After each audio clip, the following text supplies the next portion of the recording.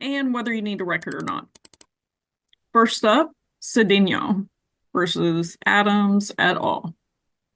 George Deutsch here for plaintiffs, Your Honor. I'm here today with Gavin McInnes, who's co-counsel on this. We've got 4 motions today. I believe the most we were allowed to announce for is 3 hours, so we may need to take that all.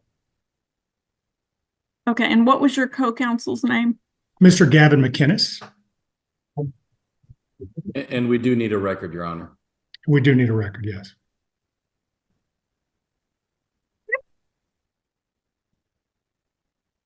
And next up, we have Permanent General Assurance versus Ascension et al. Your Honor, George Jackson here for Permanent General. I believe it should be about 5 minutes. It's very simple. Your Honor, Doug Kilday here on behalf of Jimmy Lee Massey. I'm court-appointed pro bono attorney ad litem for Mr. Massey for limited purposes. And I agree with Mr. Jackson. This should be very quick, maybe 5 to 10 minutes, but certainly no more than that. Okay, and no record? No record, Your Honor. Anybody else here? Is a non-smoking facility. Thank you for your cooperation. Pardon me?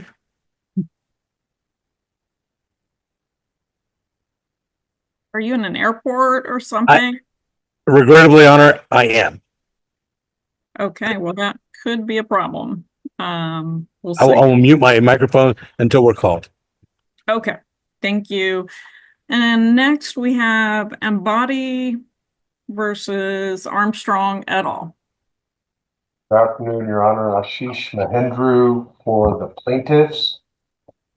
And we anticipate, Your Honor, based on the agreements reached last with Judge Seufer in November, in the November 26th hearing, that this hearing with you shouldn't take more than 5 or 10 minutes. Your Honor, Sam Garrison for defendants RK and the Polimis agreed with that. Judge Tony Schaefer here for the other 4 defendants. It's Schroff, Submarinian, Near Mirror, and Armstrong Loop. This is a hearing that requires evidence on, I think, 19 of our objections to requests for production, and I have one of them is asking for all of my records. So I've got to protect my privileges, and then I have one client that's on the phone with us who will be testifying. And Judge, it kind of depends on how you wish for that to proceed, but I think I have 19 objections and privileges I have to sustain. Okay, well, the hearing is set for 30 minutes, so no one is going to get more than their share of that amount of time. And you're sitting behind a 3-hour hearing and some other folks as well, so we'll see. And we would request a record, Your Honor, so just close the loop, so to speak. Yes, I agree. Okay. Well, I will just say that when you or your staff set hearings online, you need to pay attention to the hour or hours of cases set in front of you. And we even have handy green, yellow, and red lights. And someone who's in the 27th hour of hearings, there's no way that you or your staff didn't have a red light putting this setting on the docket. So we'll do our best, but I don't know. We will see. All right, we will go ahead. I do believe the motion to seal can be handled quickly, and they don't need a record, so let's take care of that. Everyone else can turn off their video until I call you back. Mr. Jackson, is it your motion? Yes, Your Honor, it is. Basically, it's a motion to clarify a previous order from the court. What we want to do is be able to submit a W-9 from Mr. Jimmy Massey to the clerk of the registry of the court and have it submitted in such a way that it will protect Mr. Massey's concerns. He's very concerned about that document getting into the hands of the government, getting into the hands of the wrong people, but this is an interpleader action, and the clerk of the registry of the court has indicated that anybody who wants money has to submit a W-9. Seton has submitted their W-9. We have Mr. Massey's W-9. We just need an order. There's a previous order signed by the court, but what I'm trying to do is get a clarification, and that's really it, just a clarification. So we filed a motion. We did the 76A publication. That's all on file with the court. And at this point, we're just seeking to have this court enter the more finite order that we submitted to make it clear and to make sure that we take care of Mr. Massey's concerns. All right.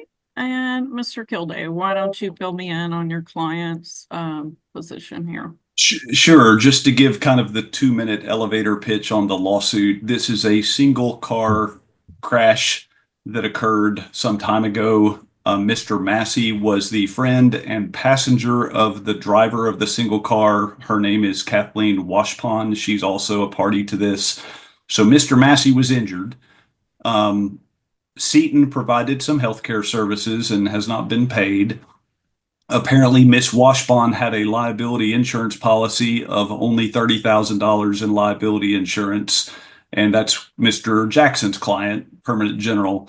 There's been lots of claims and lots of cross claims and counterclaims among the parties. At some point, Judge Crump thought that it would behoove all parties in the court for both Mr. Massey and Miss Washpond to have counsel. And so I got appointed to be on the pro bono wheel. I got appointed to be Mr. Massey's counsel for purposes of pursuit of claims as to the $30,000 in insurance proceeds, not as to Mr. Massey's various other claims. Steve Wingard of Scott Douglas was appointed in the same way on the pro bono wheel to represent Miss Washpond. And so Mr. Jackson simply wants to interplead the $30,000 of insurance proceeds into the registry of the court. He got an order, I think, indicating he could do that. The clerk's office then said they needed W-9s. My client is very distrustful of all institutions, including the court, probably including my law firm, certainly including insurance companies.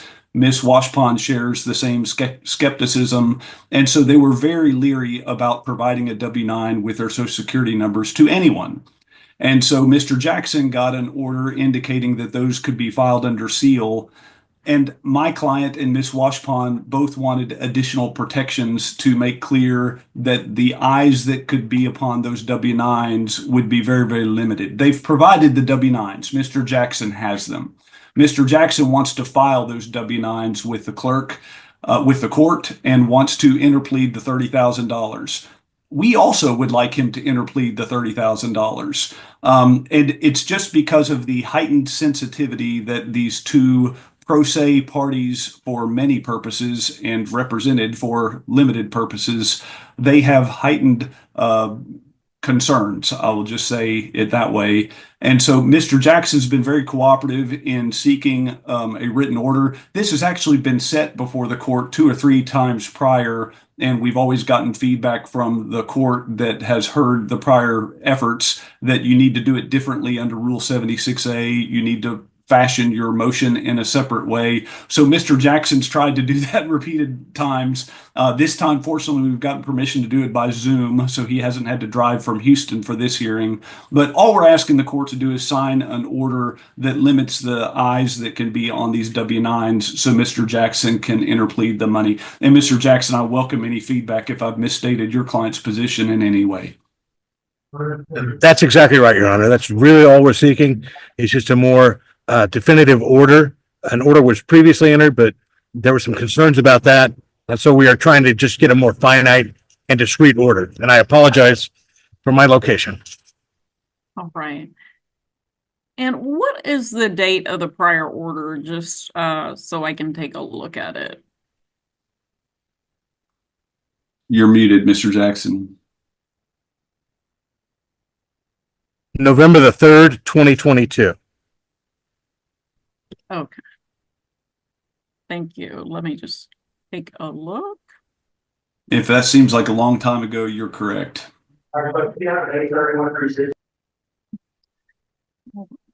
So, and Mr. Kilday, I'm not sure I can locate the new order, but why don't you just highlight for the court the new language? Yes, Your Honor. The new order should have been submitted. And I'm glad to try and share my screen if that might help.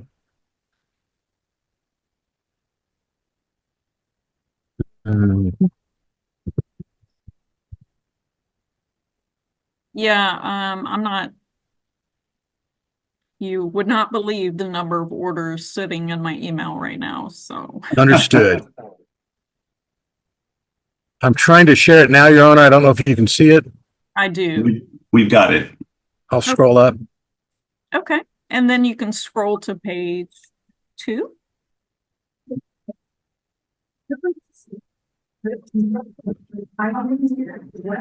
That is fine. Thank you, counsel. All right. Thank you. Okay, I don't have any questions for you. I think we are in good shape. I'll grant the motion to seal. Just looking at it just now, Judge Mangrum, the one thing I notice is it does say the judge of the 200th District Court. It might be appropriate, given our central docket, to just change that to say of the District Court, given that the next judge who hears anything on this matter might be any of 10 other judges. Sure. I think it says that because it's actually filed with the 200th. Right. I just don't want to limit any other judge from seeing it because they're not the 200th Judicial District Court judge. Yeah, we'll take care of that. Okay. All right. Wonderful. Seeing nothing else. Thank you, Your Honor. May we be excused. You are excused. Thank you so Thank you, much. Your Honor. Thank you. Thank you, Mr. Thank you for Jackson. accommodating. Good to see you, Doug. Take care. Good to see you. Bye-bye. Sedino versus folks. That's Austin Materials et al. State your appearances. This is George Deutsch for plaintiffs, Your Honor. I'm joined today by Gavin McInnes for plaintiffs. Good afternoon, Your Honor. This is Chris White, counsel for defendant Austin Materials, and I'm joined by Daniel Penn with our office as well. Thank you. I'm Jacqueline McMillan. I'm the counsel for the intervener, Mr. Paz. Judge James Merrow. I'm also here with Austin Materials. I'll probably just be a spectator today. Okay, great. All right, let's start off with, there are 4 motions. Whose are they and what order are we going? Your Honor, I guess we followed the order of the notice that plaintiff's counsel sent. The first 2 would be defendant's motions to exclude 2 plaintiff's experts. And then the next 2 would be plaintiff's motions to exclude 2 counter experts by the defendants to those same experts. I would be okay with that, Your Honor, but I would request we go like kind expert because they're sort of, like kind in nature. So one for defendant, one for plaintiff, another for defendant, another for plaintiff. It will flow better that way, Your Honor. And I would agree to that if Your Honor is good with that. That is fine. Why don't you take a couple minutes to tell me what kind of case we're talking about here? Is this the car wreck in Seguin? Or something else? I've read a lot of things this week. Your Honor, this is a multiple car accident on I-10 back April 17th, 2019. It involves defendant Christopher Ferguson driving a tractor trailer for R&M Enterprises, his employer at the time, under that company's DOT number. He drove up to, in Guadalupe County, he drove up to a line of cars. It was broad daylight, 1:39 in the afternoon, dry pavement, crested a hill with about 1,400 feet of visibility in front of him of slowing traffic in a construction zone. And he just plowed through to stop traffic. What we'll be talking about here are the experts that looked at things like skid marks, the brakes on the truck, the construction signage, and we're going to be discussing, whether those experts actually add to the case, whether their opinions are reliable, relevant, and actually useful to the jury. Our client is sued because of an allegation that there was one missing portable changing message board that was over 1,000 feet ahead of where the accident occurred, and that if that board had been in place, the allegation is that traffic would not have slowed. It would have just flowed freely. And then this Mr. Ferguson wouldn't have been faced with slowing traffic and had to stop or avoid it. There's a very serious injury here, a very serious brain injury, life-altering injury. Everything today is not going to be about the injuries, the damages. We concede and agree that there are serious injuries here, although obviously the numbers and specific damages will be disputed at trial. The experts dealing with today solely are about liability. Okay, fair enough. And that is certainly one characterization, Your Honor. We have full-blown presentations we're going to do in response and in the prosecution of our motions that we will show you at the appropriate time. Okay, that's fine. We can start with whichever of the motions y'all think you want to take up first. You pick, Mr. White. Let's start with Christofferson and then followed, I assume, by Irwin. Is that what you're proposing? That sounds good.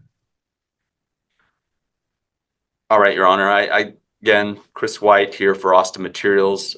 Just for context, our client was performing paving work, working under a contract with TxDOT, Texas Department of Transportation, back in 2019.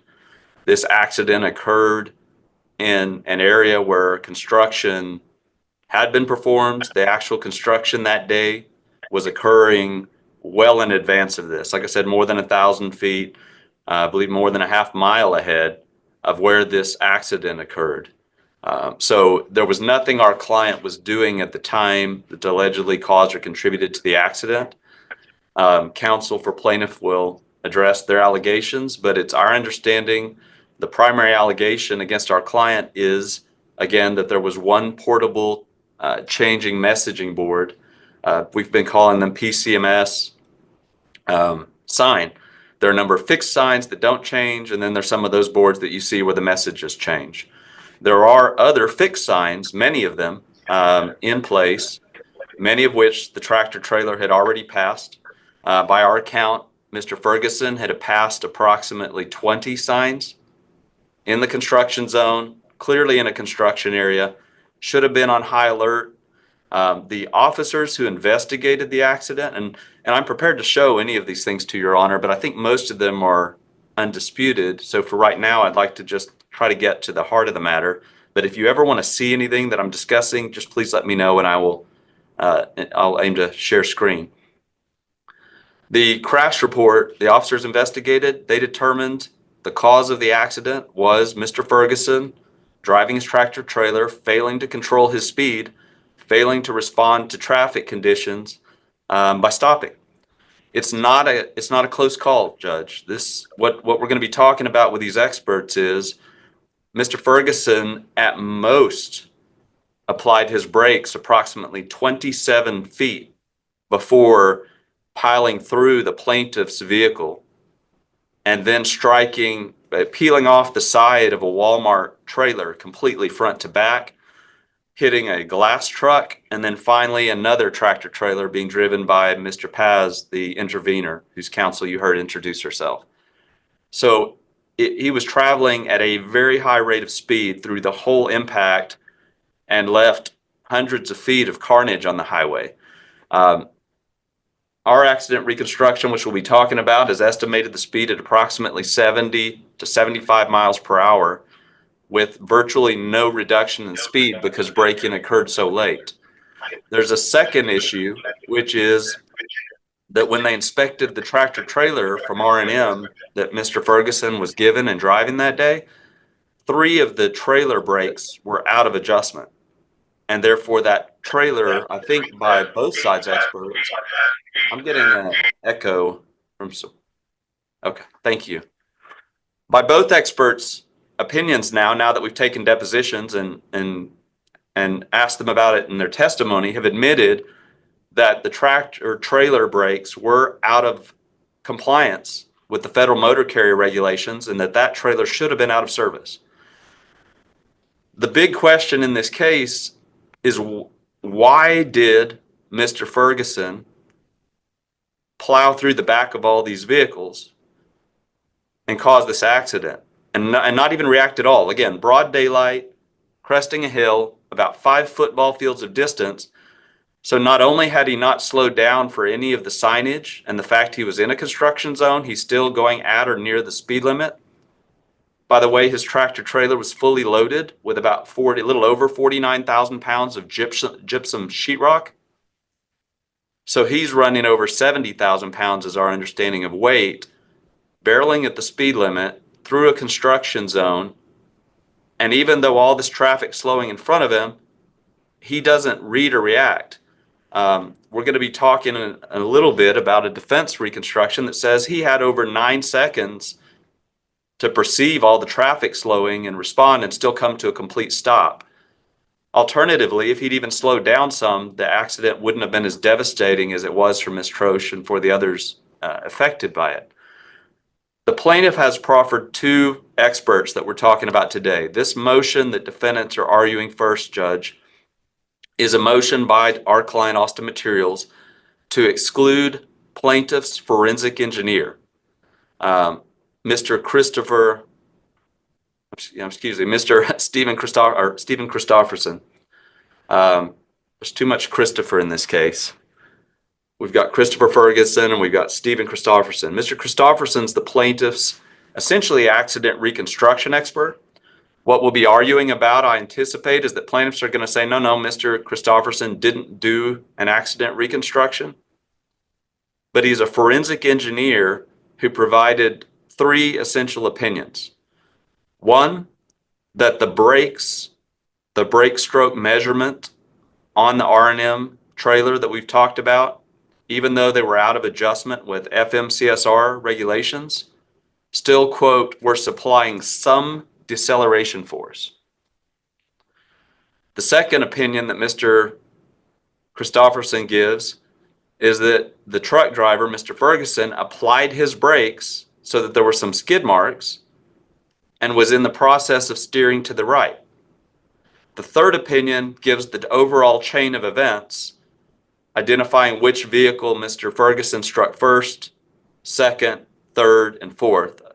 4 total impacts in the case. We submit that those opinions are, to the extent they're irrelevant, that we say, first of all, we submit that they're irrelevant, unreliable, and shouldn't be considered by the court. We're not contesting the expert's qualifications, just to be clear, just reliability and relevance. The reason we're arguing relevance, Judge, is that saying that, quote, the brakes had some deceleration force without telling the jury what that means, providing a calculation, or saying that it was sufficient force to stop the truck if the brakes have been applied, doesn't help their decision. They're going to be asked, was the truck driver negligent? The answer is yes. Was the truck was he in the course and scope? We submit and believe everyone's going to say the answer is yes. Then they'll be asked questions about our client, which were not really relevant to these particular opinions. And then there's a comparative fault question. Well, the fact that the brakes themselves supplied some force, even though this truck should have been out of service, the trailer shouldn't have been operated at all, and the driver barely touched his brakes and still plowed through all these vehicles, that's not going to help the jury make a decision, that it's not relevant and not reliable. The second opinion we submit, that Mr. Ferguson applied his brakes so that there were some skid marks. The fact that he did that less than half a second, about 27 feet from the point of impact, again, we submit isn't relevant and is not reliable. The expert didn't even go to the scene. He's essentially giving a partial reconstruction, half of the information without giving the rest of it. And he did it based on photos from the police report and by reading the police report. So, for example, the skid marks he discusses are just his analysis of the photos that the police took and pointing out that there's a photo showing 27 feet of skid mark. Well, Judge, we submit that the photos speak for themselves. The last opinion's the same. He literally just gives the chain event saying the Ferguson vehicle first impact was with the Troche vehicle. The second impact was with the McKnight vehicle. The third impact was with the Dixon vehicle. And the fourth impact was with the Paz vehicle. That is the opinion. Now, those are the three opinions now that we've covered from the expert we're seeking to have his opinions excluded. That chain of events is already laid out in the police report. And the fact that plaintiffs have hired an expert to come read the report and tell the jury what it says, and to look at a photo and tell the jury that there's a skid mark in it, therefore the truck driver must have hit his brakes right before he careened through these vehicles, again, is not going to help the jury, and that it's just not truly an expert opinion at all. Now, here's the interesting part, Judge. We're going to hear, as you've heard referenced by Ms. Troche's counsel, Mr. Deutsch, that there's a responding expert that plaintiffs are seeking to strike. And that's Andrew Irwin, the offense accident reconstructionist. Mr. Irwin, as we'll argue in a little bit, points out multiple errors or just the incompletions in Mr. Christofferson's report. He's a rebuttal expert responding to Mr. Christofferson. What the plaintiffs are trying to do here is offer these tidbits, basically trying to give excuses for the truck driver. Oh, his brakes were not compliant, but gee, they would do some braking. Well, what does that mean? And how's that relevant?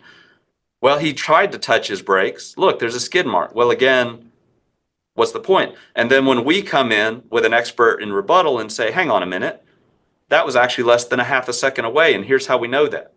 That was after he had passed through 1,400 feet of clear visibility of traffic slowing. They want to put in these partial explanations in their report and exclude the counterpoints and the calculations themselves. So I suspect what you're going to hear the plaintiffs say is, they've said in their papers, we haven't done a real reconstruction. We're just giving these limited opinions for this limited basis. But when you give opinions about brakes, when you give opinions about skid marks and about a vehicle veering in a evasive maneuver, those are reconstruction opinions we submit. And again, he has the qualifications to do the calculations. And so one of two things needs to happen based on our position. Either Mr. Christofferson doesn't present these opinions, or, and maybe this is the better approach, Judge, is if Mr. Christofferson's going to give these opinions and plaintiffs get their day in court to give these opinions, then defendants are entitled to rebut them with the facts. So the jury, when they go back and make decisions, they're not given either half the story, they're given the whole story. We do think it's probably better for them to have all the calculations and to know the speeds and to know the distances. And think if they go back to the jury room without any of that, because plaintiffs aren't offering any of that. They're not offering to tell the jury the speed the truck was going. They're not offering to tell them the distance it traveled or any of the things that, a jury would want to see about this accident. So we submit that, first of all, the plaintiff's is incomplete, but as we'll argue in a few minutes about Mr. Irwin, his opinions are reliable and that they're in rebuttal. I think plaintiff's main complaints about Mr. Irwin are at the timing of it, but again, you can hear those arguments and see the plaintiff's presentation. I'm happy to argue the law. We're arguing obviously under Dahlberg-Robinson, Rule 702, as to whether these opinions are reliable and have an adequate basis and whether they are useful to the jury. And we submit that on their own, Mr. Christofferson's are not. But at the very least, if they come in, we should be able to complete the picture and submit it to the jury. Okay, I guess I'm not following how or why they're unreliable. You don't like them. You think they're an incomplete picture. That's what the adversary system addresses every day. What's the unreliability? The unreliability really has to do with the applying the brakes and the skid marks and those things. Basically, he says there's a skid mark. It may be perhaps better characterized as not helpful to the jury. It doesn't add anything. There's no reliable expert work that he's performed that adds to what's in the police investigation. So that he's just repeating. For example, I saw a picture with a skid mark. That means he touched the brakes. Well, when did he touch the brakes? How far was that? And then same for the chain of events. He just repeats the chain of events from the police report. He hasn't done independent expert work of forensic engineering to provide expert opinions outside the police report. Let me hear from Mr. Deutsch on this one. Good afternoon, Your Honor. May I share my screen? So I have a PowerPoint I'd like to show. Sure.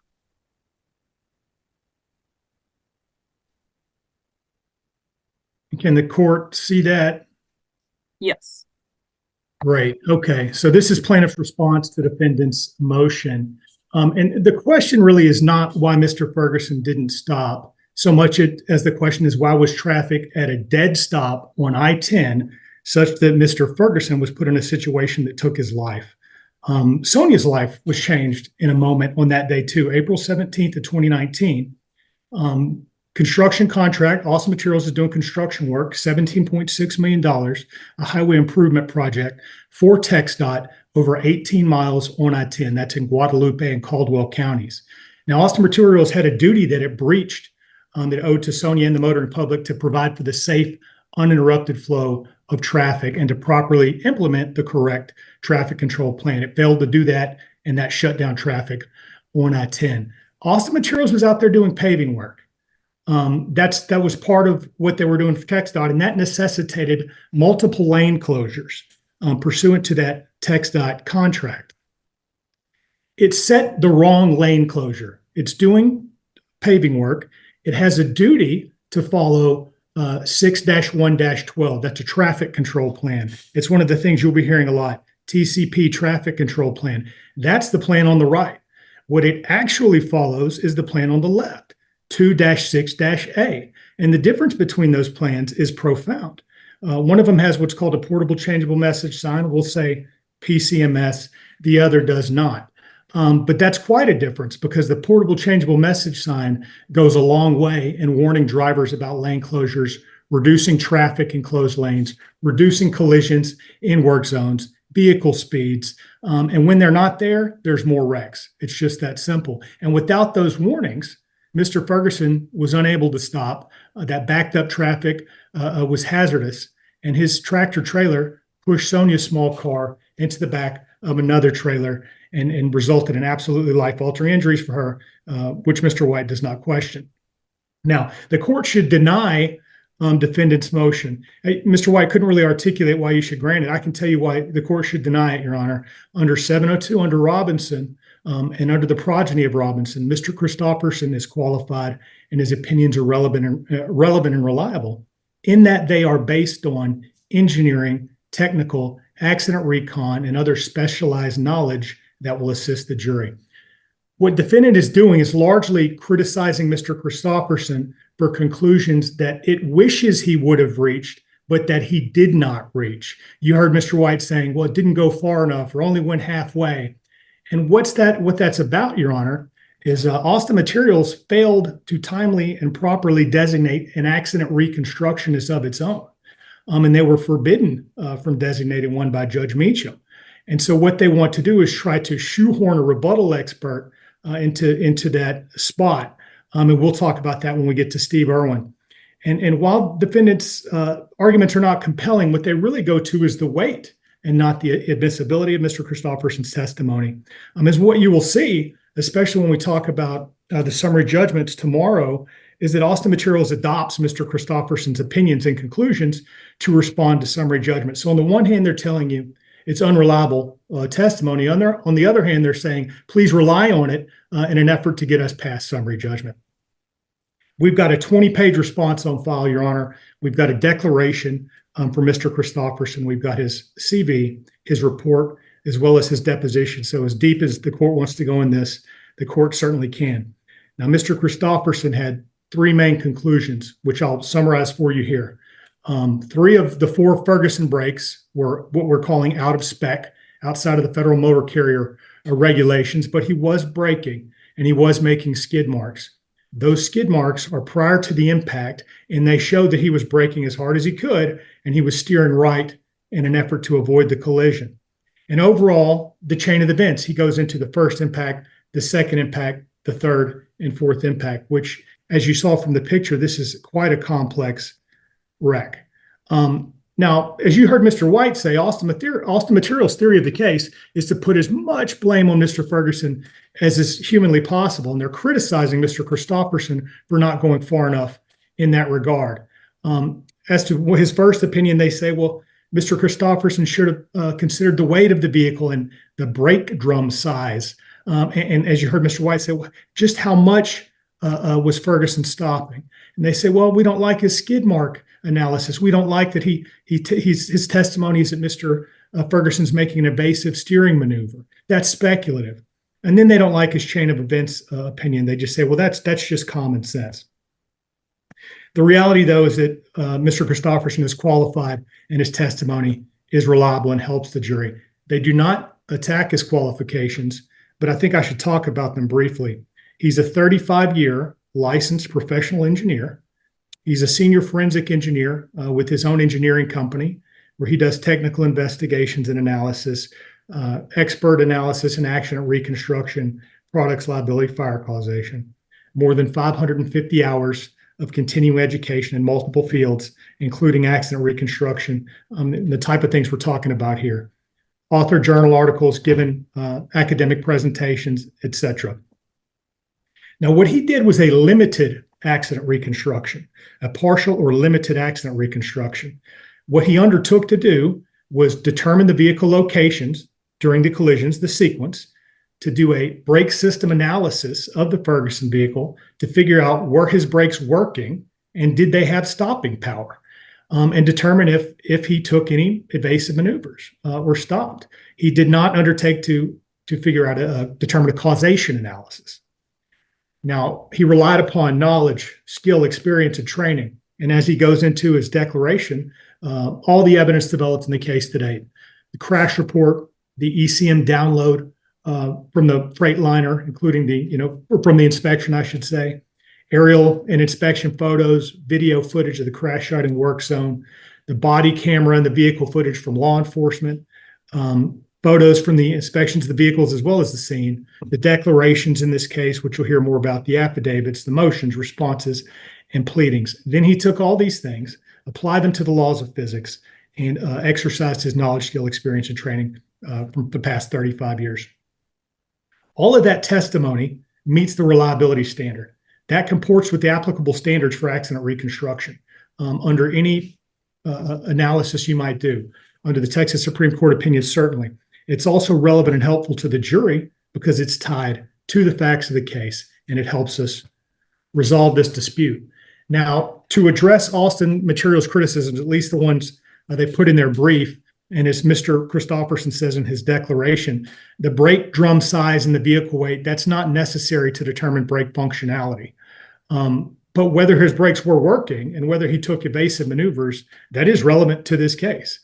It is a complex case, a multi-vehicle case. It resulted in the death of Mr. Ferguson, the incapacity of Ms. Trochet, of Sonia, and understanding that collision sequence certainly helps the jury. And you can see from the positioning of the vehicles, Your Honor, these things aren't just lined up in some pretty straight line.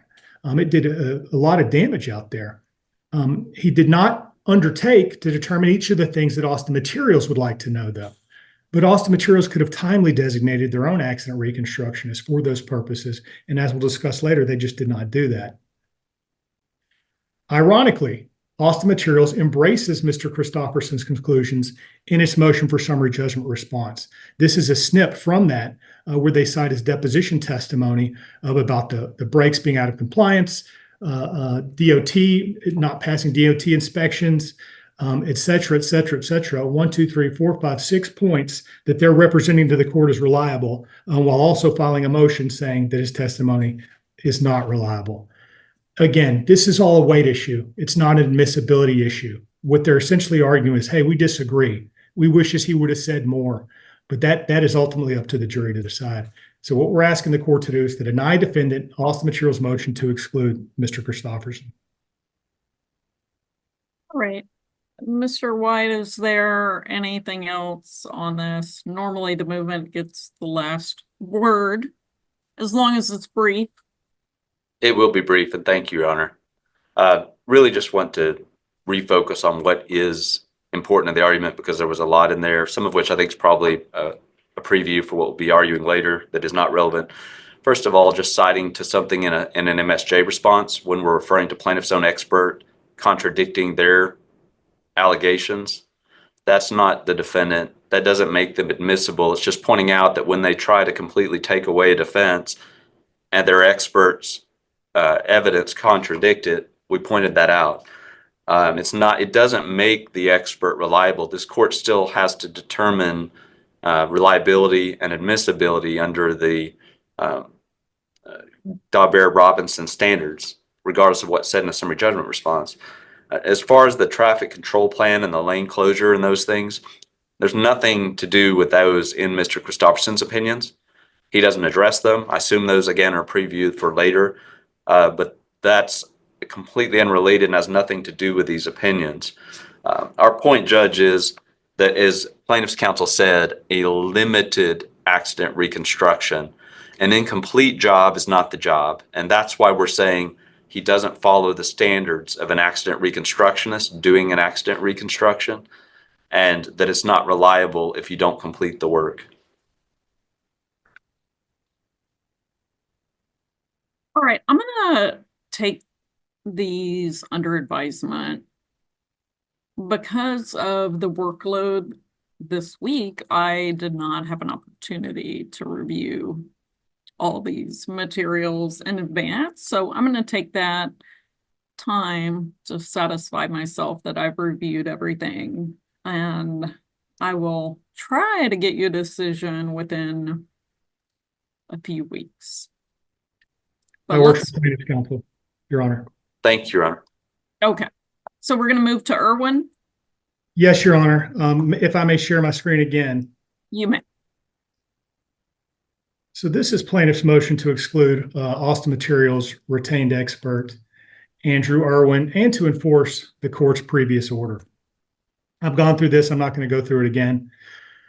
But the court should exclude Mr. Irwin. So we're moving the court to do so because for a number of reasons. The attempted designation of Mr. Irwin, an accident reconstructionist, it violates Judge Meacham's April 16th, 2024 ruling. It violates the corresponding DCO, which is also a Rule 11, which it also violates. And Austin Materials should have anticipated the need for accident reconstruction testimony by January 22. That was the deadline by which they had to designate experts. And Irwin's accident reconstructions and opinions, they're not rebuttal opinions. They are defensive evidence in chief, which means they cannot shoehorn them in the way they're trying to. And ultimately, he's already been automatically excluded under Rule 193.6. So I'm going to take all of this sort of in turn. To get there, we have to do a timeline. This accident happened April 17th, 2019. Plaintiffs file a lawsuit August 30th of 2019. The parties each designate 7 or more experts between them, with plaintiffs designating their experts about, 3 years ago, December 17th, 2021, and defendants having their deadline to do so in January of 2022. Multiple summary judgments are filed, amendments, responses, they're considered, they're ruled on by the Travis County courts. This case is ripe for trial April 9th, 2022. Judge Mousy ruled on these summary judgments in March of 2022. She denied defendant statutory immunity, Austin Materials statutory immunity summary judgment, and granted plaintiffs summary judgment on duty. So Austin Materials files a notice of appeal. 2 years later, the Texas Supreme Court denies that exhausting Austin Materials appeals around about March of this year. Plaintiffs filed this motion for trial setting in April. We want to get back on the docket, Your Honor, but we do not want to give Austin Materials another opportunity to designate an accident reconstructionist. And I go through this lengthy timeline with Judge Mangrum about, their abundant opportunity over the past 5 years, the expense of this litigation. There are multiple delays born of these appeals. We don't want them rewarded for being dilatory. And the fact that plaintiffs, of course, had designated their own accident reconstructionist 1,100 days before that hearing, and that they should have anticipated the need to do so at that time. So Judge Mangrum makes a ruling. Austin Materials cannot designate an accident reconstructionist. What they can do is designate a rebuttal expert, but that person can't perform his or her own accident reconstruction. They can only criticize plaintiff's accident reconstruction. And ultimately, if the trial judge thought Austin Materials wasn't entitled to this or should have had to use a previously designated expert for these notice issues, they can strike the designation entirely. Here's the ruling directly from Judge Mangum's order. I'm going to give a ruling that defendants do not get an accident reconstruction expert. They should have done that way back when, and they didn't, so they don't get to do it now. Now, they do get to have rebuttal experts, but they don't actually get to do their own reconstruction. He gets to put somebody up to say your accident reconstruction is no good. If the trial judge doesn't think that is appropriate, the trial judge will strike it. And I ask if they're forced to use the experts they've already designated. And, she says what she does. You will take up the issue whether or not somebody else gets to testify as a rebuttal expert, and it's at the discretion of the trial judge. So subsequently, and based on that ruling, the parties enter a second amended docket control order signed off by defendant's counsel. All rebuttal experts shall be designated under the terms of Judge Mangum's previous ruling. Austin Materials disregards that order. They designate an accident reconstructionist anyway, who is Mr. Irwin. And right there in their responses, they say he's an accident reconstructionist, exactly what they were told they could not do. You look at his CV, Mr. Irwin presents himself as an accident reconstructionist and says he's doing an accident reconstruction. We look at his 2 reports. He filed an initial report and a supplemental report. Both of them feature reconstruction of the accident and state as much. Reconstruction of the accident, the first one, and then again at the second one, showing the closer views of the reconstructed accident sequence. But they can't do their own accident reconstruction. That's exactly what Judge Mangrum ordered. He just doesn't get to do his own. But this is an accident reconstruction, and this is exactly what Mr. Irwin did, and exactly what Austin Materials designated and produced in defiance of Judge Mangum's order. Speed calculations, et cetera, which go into the land of the full-blown accident reconstruction. So what we're doing, Your Honor, we're moving the court to enforce Judge Mangum's order and the docket control order and exclude Mr. Irwin's testimony. Now, the docket control order is itself a binding Rule 11 agreement. They can be used, construed against the parties who enter them. Courts have a ministerial obligation to enforce them when they're signed by the parties, which in this case, the docket control order was signed. And once filed of record, which it is, the agreements remain enforceable whether or not a party still consents to them, which obviously defendants no longer consent here. Irwin is not a rebuttal expert. This is one of the things that I suspect Mr. White is going to tell you, Your Honor, he's a rebuttal expert. He's actually not. And we've cited a bunch of case law on this. And the cases are clear. Labeling someone a rebuttal expert does not automatically insulate that guy from disclosure. It doesn't mean that he is. A rebuttal witness must be disclosed if the need for testimony on that issue reasonably should have been anticipated. And we cite a number of cases that say this. So the question becomes, should defendants have reasonably anticipated the need for Mr. Irwin's testimony? We designated our accident constructionist, as I said, in 2021. We said he's going to do an accident reconstruction. Defendants had 2 previous expert designation deadlines. June of 2021 for the October trial setting and January of 2022 for the May of 2022 trial setting. So they had plenty of time to know, reasonably anticipate that they were going to need an accident reconstructionist. Now, plaintiff's expert, Mr. Christopherson, as you heard us talk about earlier, offers three conclusions. The brakes were supplying force and Ferguson was braking. The tires made skid marks, and they also indicated a right-hand evasive maneuver. And then the order that the collisions were in, the sequence. Mr. Irwin's conclusions do not in any way rebut those conclusions. What they do, they're entirely different conclusions that have a much broader scope and are a full-blown accident reconstruction, which is exactly what Judge Mangrum said the defendant could not do. It's that Ferguson's tractor trailer should have been out of service. It did not meet the minimum standards to be on the road. It should not have been driven because of the brakes. The smaller traffic had a limited view, but Ferguson had a much further view. In fact, Mr. Ferguson could see 1,450 feet, as you heard Mr. White say earlier.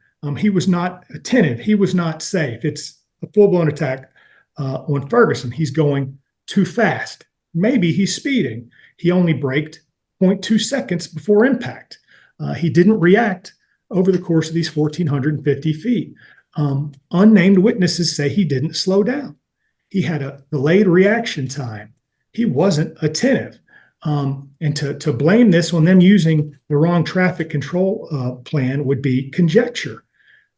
So those are completely and entirely different conclusions. None of those rebut Mr. Christopherson's conclusions. He simply does a forbidden accident reconstruction in violation of Judge Mangum's order. So now he's been automatically excluded because he's an untimely designated witness. And that rule is tough but fair. Unless Mr. White can establish good cause or no unfair prejudice, unfair surprise for plaintiffs, he's automatically excluded. We've cited a number of cases in support of this in our briefing. This is prejudicial to plaintiffs. It's prejudicial to plaintiffs for a lot of reasons. To allow this late designation over objection after 5 years of litigation, despite 2 previous deadlines to designate this person, when it was well known to Austin Materials that plaintiffs had designated an accident reconstructionist, to allow them to do that in defiance of Judge Mangrum and her order that they cannot do that, when that would-be rebuttal expert is not actually offering rebuttal testimony, but is in fact doing a brand new accident reconstruction, that works in injustice, and it's unfairly surprising and prejudicial to plaintiffs.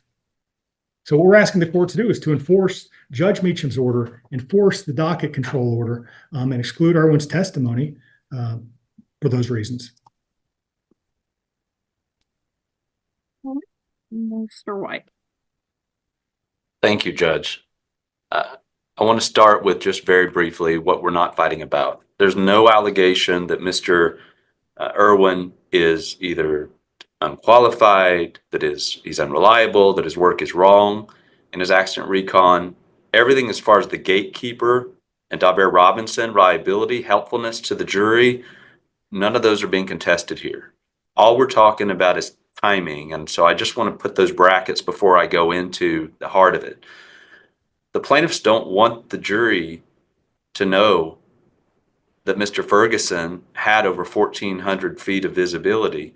They want to submit Mr. Christopherson's opinion, just saying, well, he did apply the brakes, and not say when he applied them. Well, his brakes they were not safe. They were not meeting the regulations, but there was some braking there.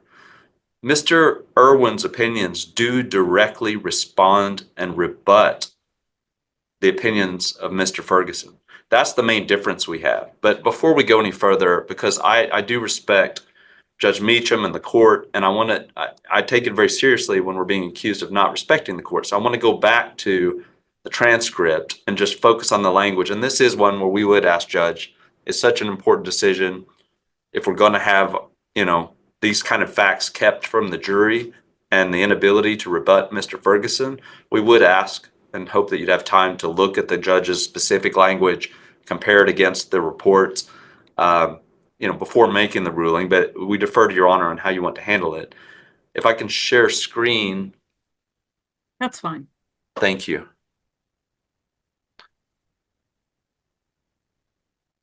So what we have here are quotes, excerpts taken out of the transcript from that April 16th, 2024 hearing.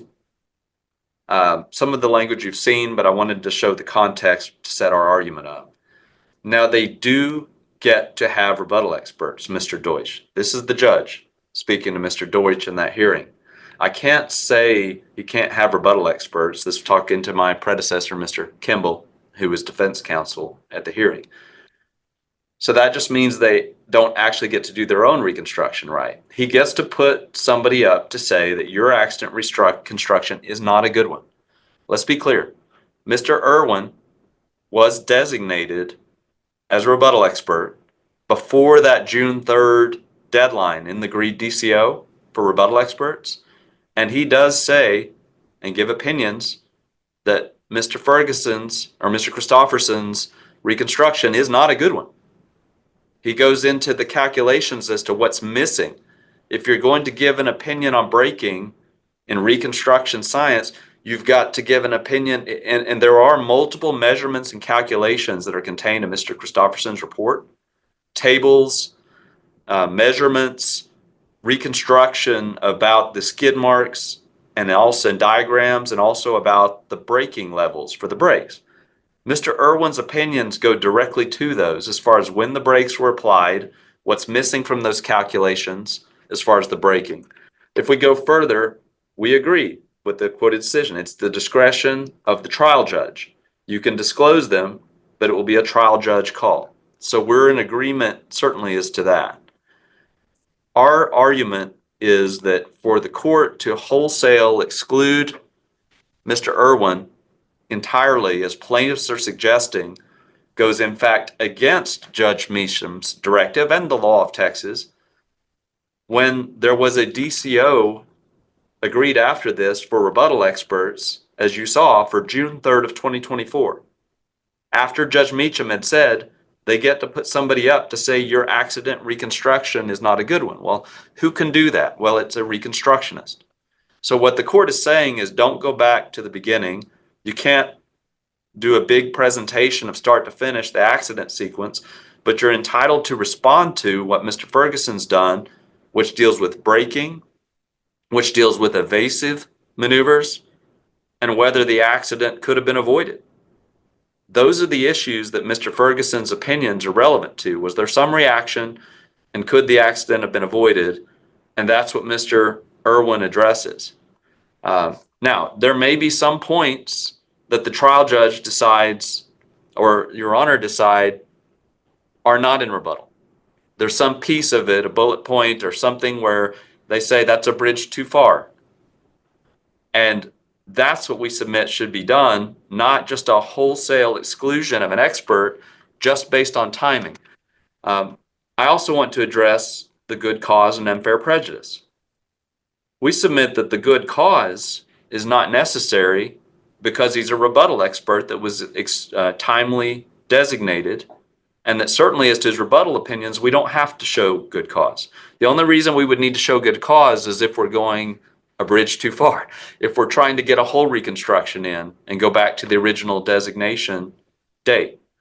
I'm not arguing that at this point. I'm arguing that he's a rebuttal expert and that's not necessary. The unfair prejudice part is also not met, Judge, because the designation occurred, again, when the court anticipated that we should designate an accident reconstructionist to say the plaintiff's is not a good one. That report was provided.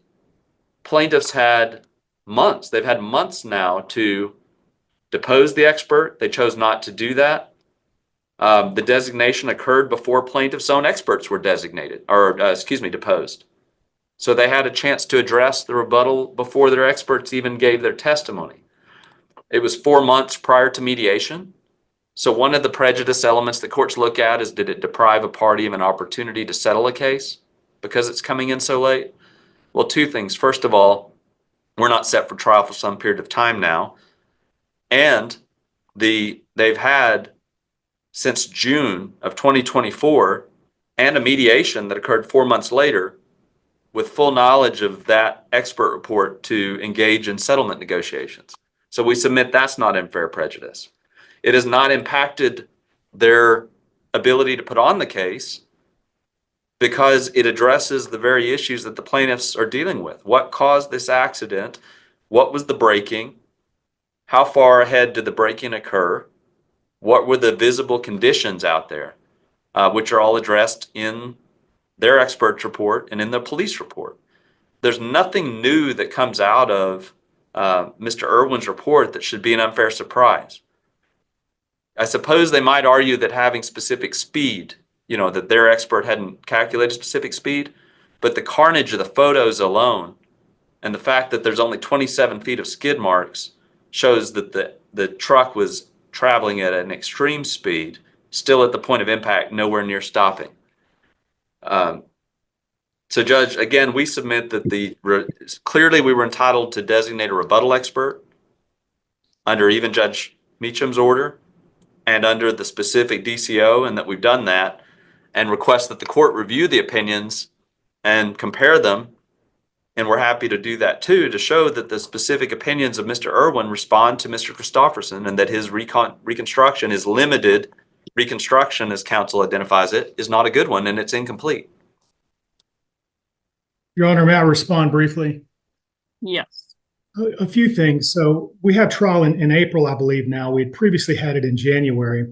When we had docket call, I believe it was earlier this month, with Judge Meacham, and she suggested that given the number of pretrial motions, the parties should take this opportunity to have these motions heard before trial. So you are standing in the shoes of the trial court as far as these pretrial motions are concerned. At least that is our understanding of it. That's my first point. My second point is you cannot rebut opinions that are not made. You can't rebut opinions you wish someone would have made, but they didn't. That's not rebuttal. That's case in chief. That's defensive case in chief. What Austin Materials is doing is they're daring the court to enforce Judge Meacham's order, and you should oblige them. All right. My question is, do I have the hearing transcript somewhere? Yes, Your Honor, it's attached. The full transcript is attached to our motion. Okay. And why was there no order memorializing all of those rulings on the record presented for entry? The order was the docket control order, Your Honor. I know it's a little complicated, but we've given you the full ruling. You can read it and do with it what you will. Okay, fair enough. I'm going to take this one also under advisement. I need to study it a little bit closer. So, what is our next pair of experts? Steidle, Mr. White? You're on mute. Thank you, Judge. Yes, I agree. It's defendant's motion to exclude opinions of David Steidle. Mr. Steidle, I'm prepared to proceed whenever you're ready, Judge. Go ahead. David Steidle was retained expert for the plaintiffs, who provides opinions regarding the construction that was being performed and the signage specifically, and gives an opinion. If we go, our arguments that his opinions are speculative, that they're unreliable and conclusory, and essentially ipsy-dixit, Judge. Plaintiffs used Mr. Steidle to give the opinion that if there had been one more portable changing messaging sign, and you saw the diagram that counsel showed earlier on, that if there's a fixed sign and multiple signs saying there's going to be a lane closure, you're in a construction zone, their argument that if this sign, which was way up ahead of where the accident occurred, if there had been one more sign saying the right lane is closing, that there would have been no traffic backup or slowdown for the lane closure on I-10. And that therefore, not having that sign means that our client caused the accident to the extent that was required under the contract. He also goes to give an opinion that our client failed to comply with the contract by not having that sign, which we submit is a legal conclusion for the court and shouldn't be an opinion within his expertise in any event. So he goes on multiple leaps, but all of his opinions are either from reading the contract and looking at photos and saying, well, I think this standard applied, so they failed to comply with the sign board requirement. And then he cites studies. We took his deposition and said, where do you get the support for your opinion? How can you give an opinion traffic wouldn't slow for a lane closure on the interstate in the middle of the day based on if one sign had been in place? Because that's a huge leap. You know, when the courts and their Dauber and Robinson talk about ipse dixit, or when they make a leap not supported by objective evidence, studies, peer-reviewed materials. The only support Mr. Steidle gave for that opinion is studies. Studies that PCMS or portable changing message signs are good, that they help the flow of traffic. We submit that those studies, first of all, they're not on point with the specific facts, circumstances, location, time of day with this accident. They're very broad, general studies saying that those signs are a good thing and they can help with the flow of traffic. Not one of those studies says not having a sign means that traffic's going to slow. Putting a sign means it won't. So, for example, if Mr. Steidle wanted to provide these opinions, what you'd normally see is testing. So if you were saying a car's defective, you do crash testing and things like that, or a reconstruction, and show, hey, if this had been changed, this variable had been changed, the outcome would have been different. There's been no testing, no sort of investigation other than citing to generic articles to come in and tell the jury, I'm an expert, I've been allowed by the court to testify, and I'm telling you that traffic wouldn't have slowed or stopped if there had been one more sign. We submit that that's exactly the type of leap or conclusion that the court intended, Texas Supreme Court in Dauber and Robinson cases, to have the trial courts keep away from the jury, because the impact could be devastating for the defense, essentially taking away an issue from the jury by having an expert stand up and say, this is what it is. He needs to have a basis for it, and he absolutely does not. Again, to the extent that he's opining on the contract, we submit those are issues of law, and compliance with the contract is for the court. Here's an important point, Judge. TxDOT had an inspector on site, and they had an area engineer. Both have given affidavits and testimony that our client was in compliance with the traffic control plan that applied in that location that day. As Mr. Deutsch alluded, there's an issue as to whether the two-lane closure that would apply to this two-lane closure, or whether the lane closure standard for a four-lane highway applied. Plaintiffs are arguing that even though this is a two-lane highway, the four-lane highway closure applied, and it required one more messaging sign. And even though we complied with the two-lane closure that TxDOT says was sufficient, and signed affidavits and testified was sufficient, and complied, they have a hired expert to come in and say it didn't comply. One step further is that the only basis that Mr. Steidle has for saying that the sign was missing is a video shot a couple of hours after this accident by one of our former supervisors who drove through the whole construction site about 2 hours later. So we submit that just looking at that video, reading the contract to tell the jury that this other standard applied, we failed to comply, and that's the only, traffic would have flowed, and Mr. Ferguson could have continued not paying attention and barreled down the road without having to slow down or stop, that's not appropriate expert opinion. It's not reliable and not adequately supported under 702 or Dauber and Robinson. Your Honor, may I respond? You may. And may I share my screen yet again? You may. So this is our response to the motion to exclude David Steidle. And I had shown some of these slides earlier, but I really want to hone in on something on this background slide. Defendants had set the wrong plan. They set 26A. They should have set 6-1-12. And it's not just the requirement for a PCS. that's different. It's actually the verbiage that's on the sign. The right lane closed ahead, you see the XXX. So there's the presence of a sign, and then there's messages that have to be on the sign. And those are different deviations. And that's one of the things Mr. Steidle gets into. The court should deny defendant's motion for a host of reasons.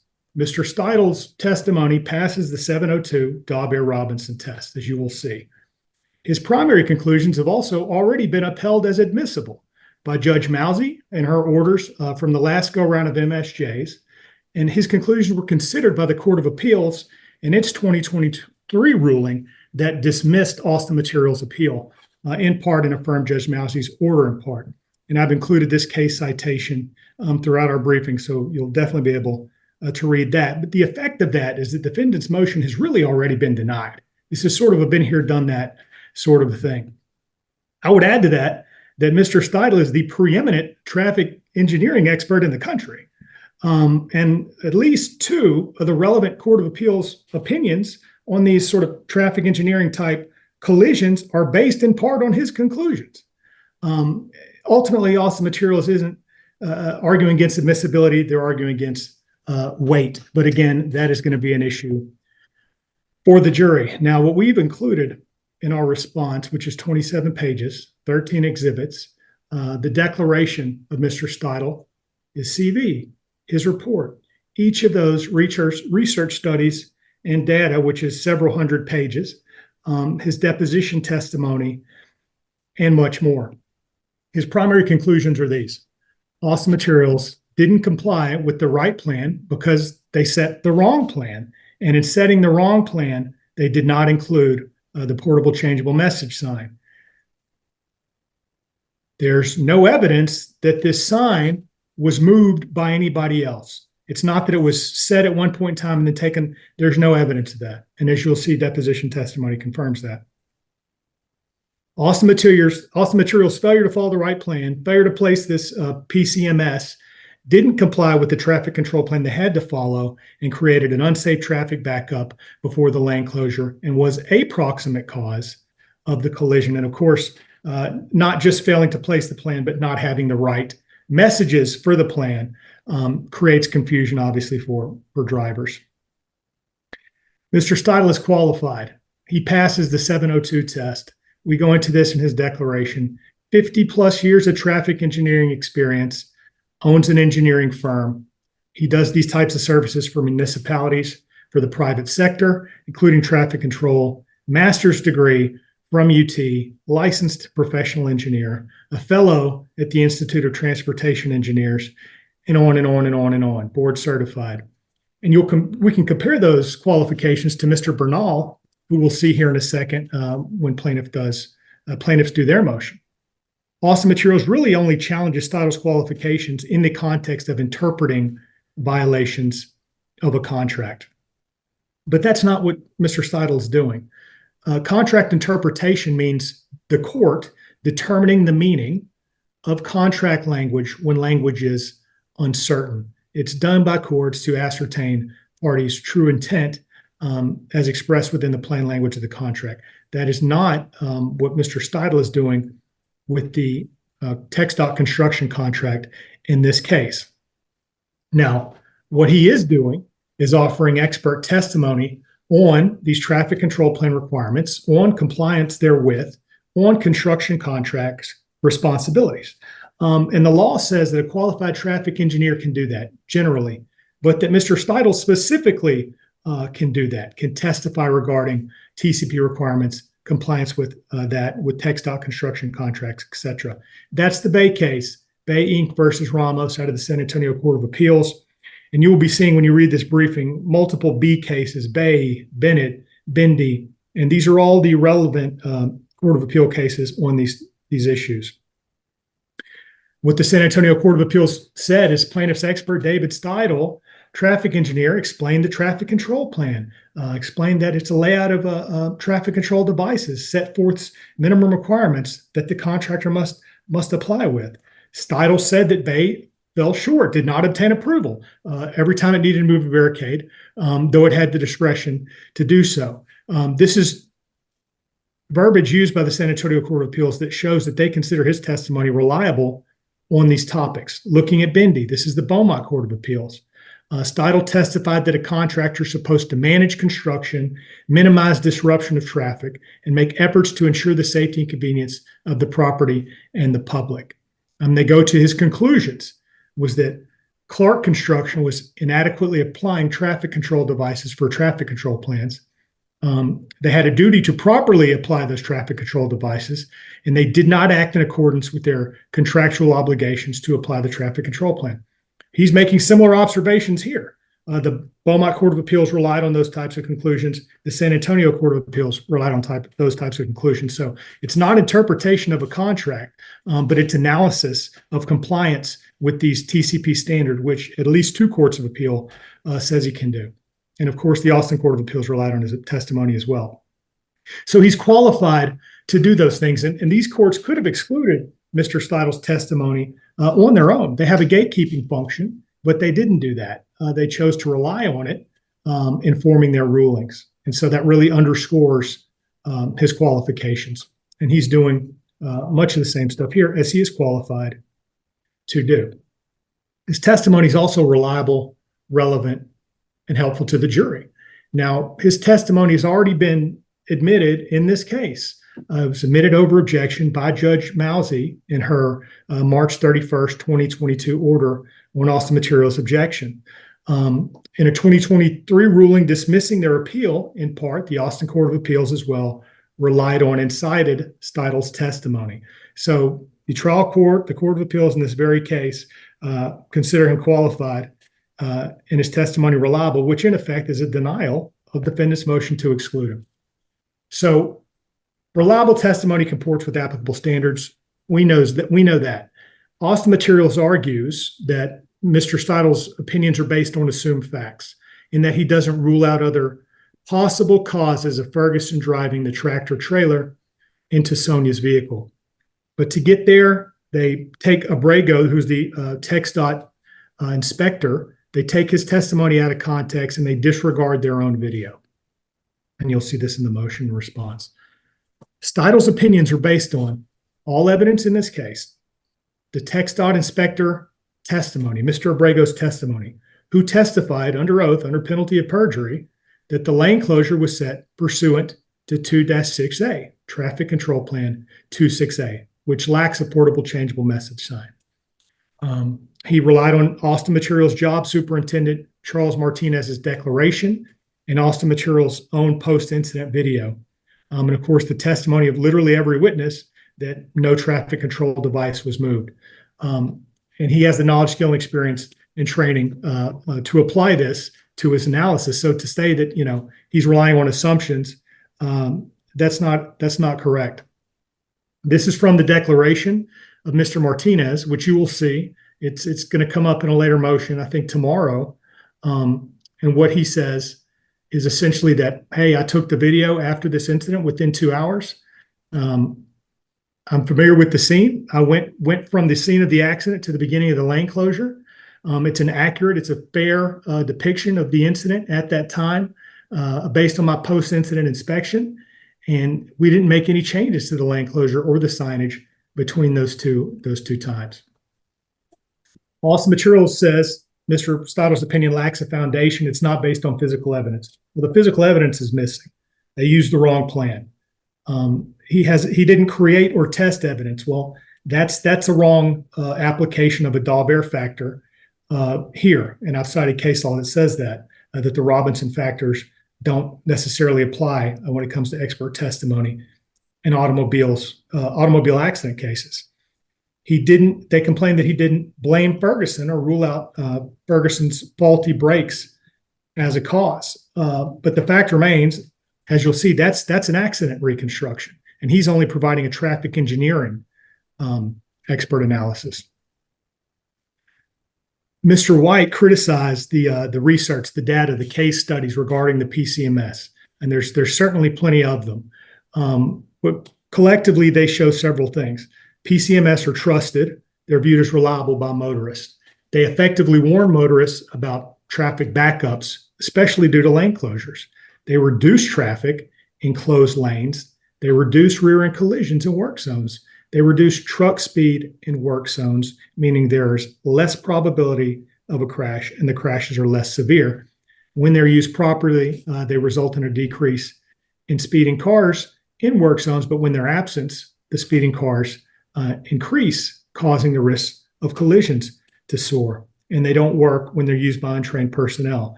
So that is what the research and data cited showed. And Mr. Stidle can certainly rely on that in forming his opinions about the proximate cause of the collision in the traffic engineering context. He doesn't say they're perfect. He doesn't say these signs are perfect. In fact, his testimony that we've included in his declaration, nothing guarantees 100% safe roadway. They just enhance traffic control and promote driver safety.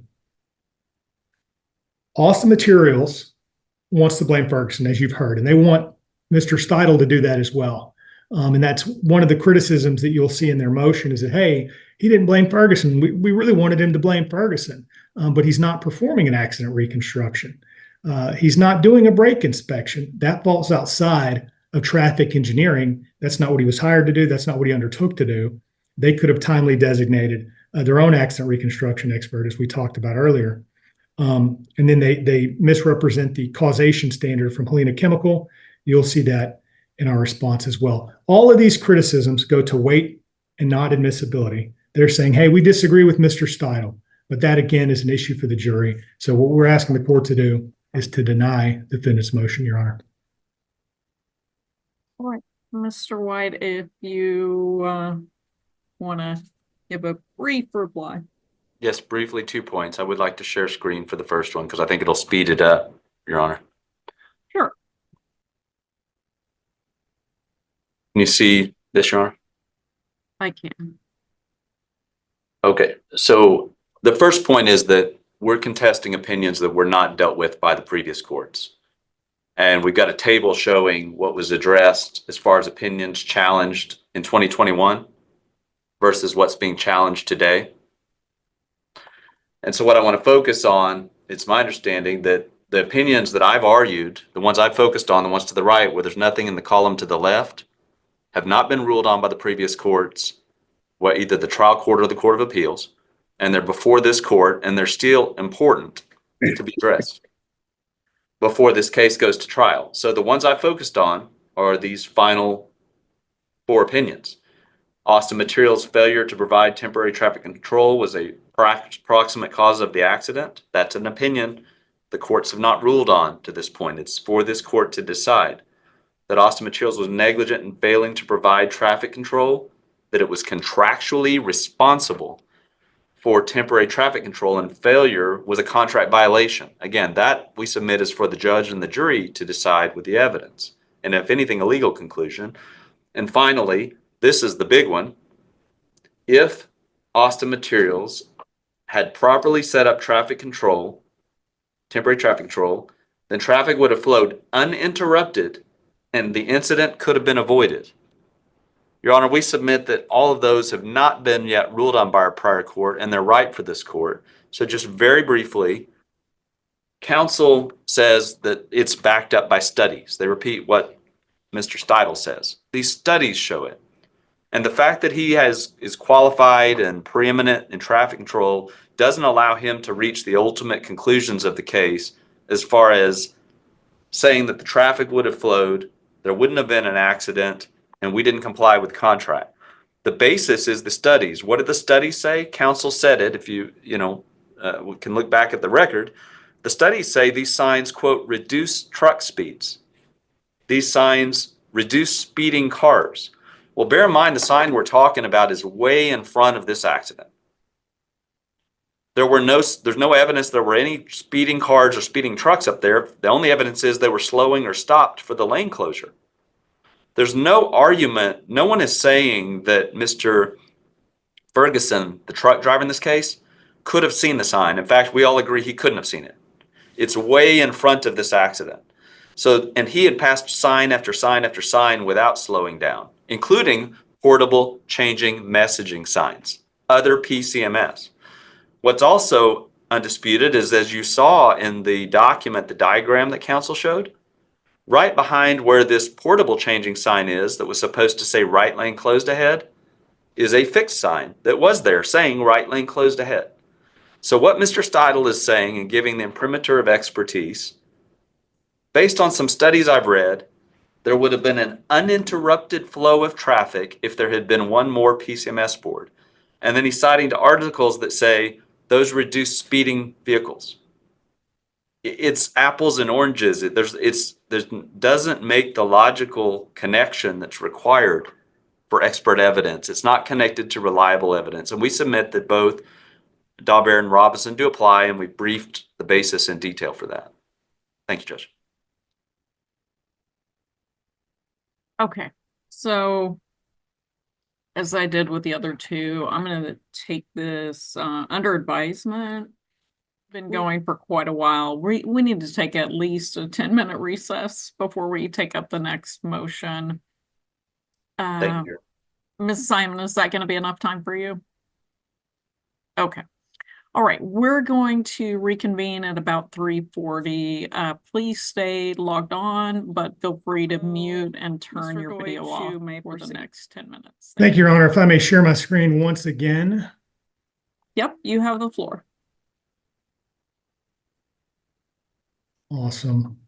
This is plaintiff's motion to exclude Austin Materials retained expert, Dean Bernal. And before I get too far into this, I want to address something Mr. White said earlier. I know he was saying, there was a sign there. He ignored the sign. This is the sign. The sign was 1.6 miles from the lane closure. So it was placed wrong. You can see how effective it was. This is right there at the accident scene. It included the wrong messaging.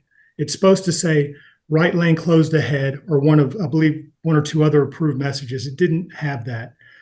So wrong placement, wrong messaging, and it's as consistent with the research and data that we've seen. When it's misplaced, when it has the wrong messaging, it doesn't work. And so that's what's at issue here. Now, as to Mr. Bernal, he is unqualified to offer traffic engineering, accident reconstruction, and human factors testimony, which is what he's trying to do. The opinions he's offering clearly do not meet Rule 702 or Robinson. They're unreliable, irrelevant, and unhelpful, and they must be excluded. I think we're going to have some fun with this one today, Your Honor. Mr. Bernal is a workplace safety expert. He offers multiple of these opinions that he is not qualified to do. He opines on causation and liability for the collision and the multiple crashes involved. He offers broad opinions on the TxDOT construction contract and traffic control plan compliance. He testifies about what constitutes a reasonable and prudent construction contractor, highway construction contractor. He offers very speculative human factors testimony regarding Mr. Ferguson's daydreams, his fatigue, his cell phone use, etc. He can't rebut or contradict Mr. Steidle, and he can't repeat or interpret the investigating officer crash report or witness testimony. Now, one of Bernal's opinions is that Austin Materials is in substantial compliance with the TxDOT construction contract and its incorporated documents. That's conclusory, it's speculative, and it fails to consider contradictory evidence. It lacks a reliable basis. Like Austin Materials, Mr. Bernal, who's saying they're in compliance with the traffic control plan, who's saying they're in compliance with the TxDOT construction contract, does not know and will not say what the applicable traffic control plan was. But he nevertheless concludes that Austin Materials complied with it. That is an analytical gap. You cannot conclude that a lane closure complied with the traffic control plan without concluding what traffic control plan applied. And his opinion that there was no missing sign, no missing PCMS, that's contradicted by the very evidence on which Mr. Bernal relies. That's a flawed methodology, and all of this is unreliable, irrelevant, and unhelpful to the jury, as is his opinion that the video is not an accurate depiction of the roadway at the time of the incident. That's conclusory conjecture, speculation, especially where he concedes that there's no evidence that anybody picked up or moved the sign. He has the opinion that a Ferguson should have stopped even without this sign. And he bases that on his driving a lot. He drives 40,000 miles a year. That's not a sufficient basis for expert testimony. He also relies on the testimony of Mr. Irwin to make some of his opinions, who is excludable in its own right, which is excludable in its own right. So we're challenging the entirety of Mr. Bernal's testimony and asking the court to exclude all of it. Now, the burden's on defendants. It's on defendant, I should say, to establish Rule 702 requirements regarding Mr. Bernal's testimony. They have the burden of showing that he is qualified, that his testimony is reliable, not just in foundation, but foundation and methodology, that it's relevant, and that it's helpful to the jury. The court is well aware of these rules. This is something I should have shown earlier. This is Judge Mousey's order. Austin Materials had a duty pursuant to its construction contract with TxDOT to comply with Traffic Control Plan 6-1-12.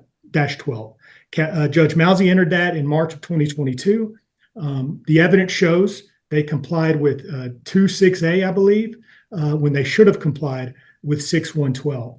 So not only what traffic control plan they complied with, but the requirements of that plan are important. But this is the order. This is already, as a matter of law, they have to comply with this plan that has already been decided by the courts. And as I showed you earlier, the difference between those two plans is big. Not only is it the placement of a sign, but it's the messaging that is on the sign. And when the sign's not there, when a sign is randomly put somewhere else, when it doesn't have the proper messaging, all of that creates confusion for drivers. So this is what they had to have the sign 3,600 feet from the lane closure. They didn't do that. Now, Mr. Bernal, his primary opinion number one is that Austin Materials is in substantial compliance with the traffic control plan and with the construction contract with TxDOT. That's what he says. It's pure speculation.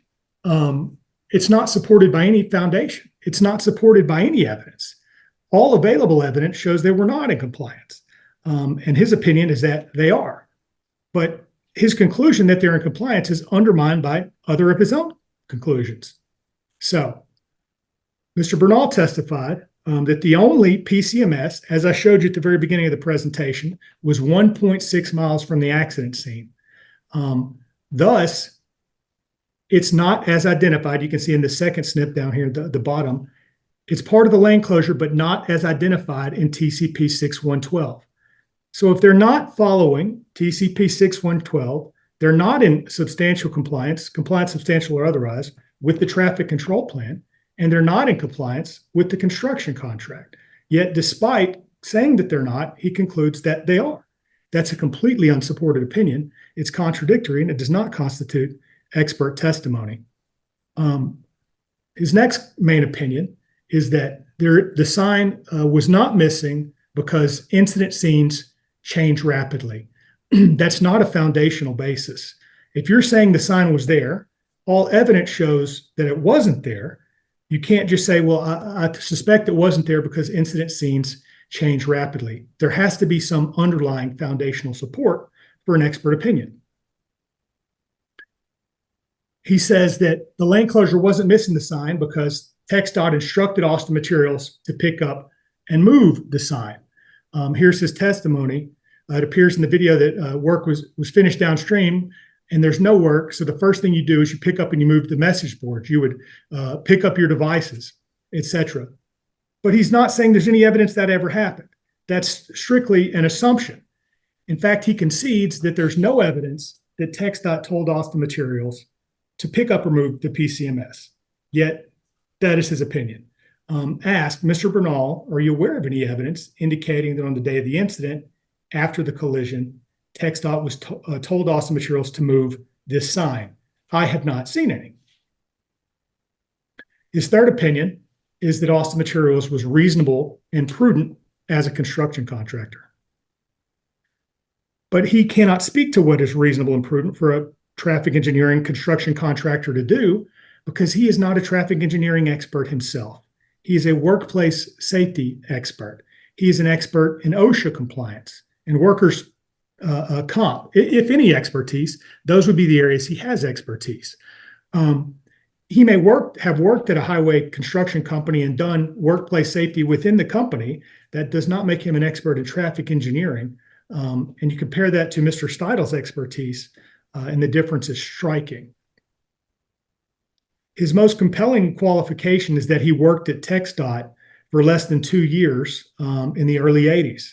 But that experience is inadequate to allow him to become an expert in traffic engineering, traffic control plans, TxDOT construction contracts, and the like. He's simply not an engineer or a traffic engineer, yet he is competing against the opinions of Mr. Steidle, who is the preeminent traffic engineering expert in the country. So he's not qualified to disagree with Mr. Steidle, and he pretty much says as much. He's asked, to the extent you disagree with Steidle's report, it is not from the standpoint of a licensed engineer. His answer, I'm not licensed in the state of Texas or any state. So you're not qualified to disagree with or offer contrary opinions to Mr. Steidle based on a reasonable degree of engineering probability. He didn't even know what that meant. And so he's offering that type of testimony. His fourth primary opinion, Your Honor, is that Ferguson should have stopped regardless of whether or not there was a missing sign. Now, the foundational basis for that opinion is that he drives 40,000 miles a year, and he's seen other people stop in traffic. He's not an accident reconstruction expert. That opinion is speculative. It lacks a foundation, and there's an analytical gap. The fact that someone drives 40,000 miles a year does not make them an accident reconstructionist, does not make them an expert in traffic engineering, traffic control devices. This would not meet the standard at any court of appeals. He's unqualified to perform an accident reconstruction, which is part of what he does, or speak to causation of the collision. So he's asked if he's qualified as an accident reconstructionist. He says no. He says, I provide opinions in construction accidents all the time, but it's on workplace injuries. He also offers human factors opinions, Your Honor. One of his main opinions is that Mr. Ferguson, the driver of the tractor trailer, deceased, was driving in impaired mode. He was daydreaming. He was not awake. He was not attentive. He was distracted. There's absolutely no support for that foundationally. That is an opinion, human factors, that he's unqualified to make. It's pure speculation. It's pure analytical gap. Daydreaming, he would have to see inside Mr. Ferguson's head to offer that. And Mr. Bernal concedes himself that he's not qualified to opine on human factors. He's asked if he has a degree in human factors, in ergonomics, in psychology, in multiple disciplines. No, he doesn't have any of those certifications. No, he's not a psychologist. He has no training in human factors whatsoever. He's never been qualified as a human factors expert, but he wants to speak to fatigue, which is human factors consideration. He wants to speak to daydreams, to distraction, and things that are just absolute speculation, unsupported by any evidence. He's also not qualified to opine on driver fatigue. Again, there's no evidence of that. But he's saying, hey, one of his main opinions is, hey, Ferguson was tired. He was tired, and that's why, and he was distracted, and he was daydreaming, etc. Asked if he's ever been qualified as an expert in driver fatigue. He's unsure. Asked several times, he says, I don't know. Well, that's no. His impaired mode and fatigue opinions are absolute speculation. His best guess is that, stopping a lot isn't consistent with being a good tractor trailer driver. So if Mr. Ferguson stopped a lot, it must mean he's tired. But that doesn't meet the 702 requirements.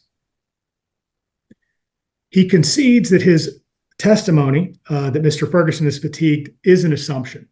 I don't know what Mr. Ferguson was doing on his off-duty breaks, no sir, but he was on a break, not behind the wheel of a vehicle.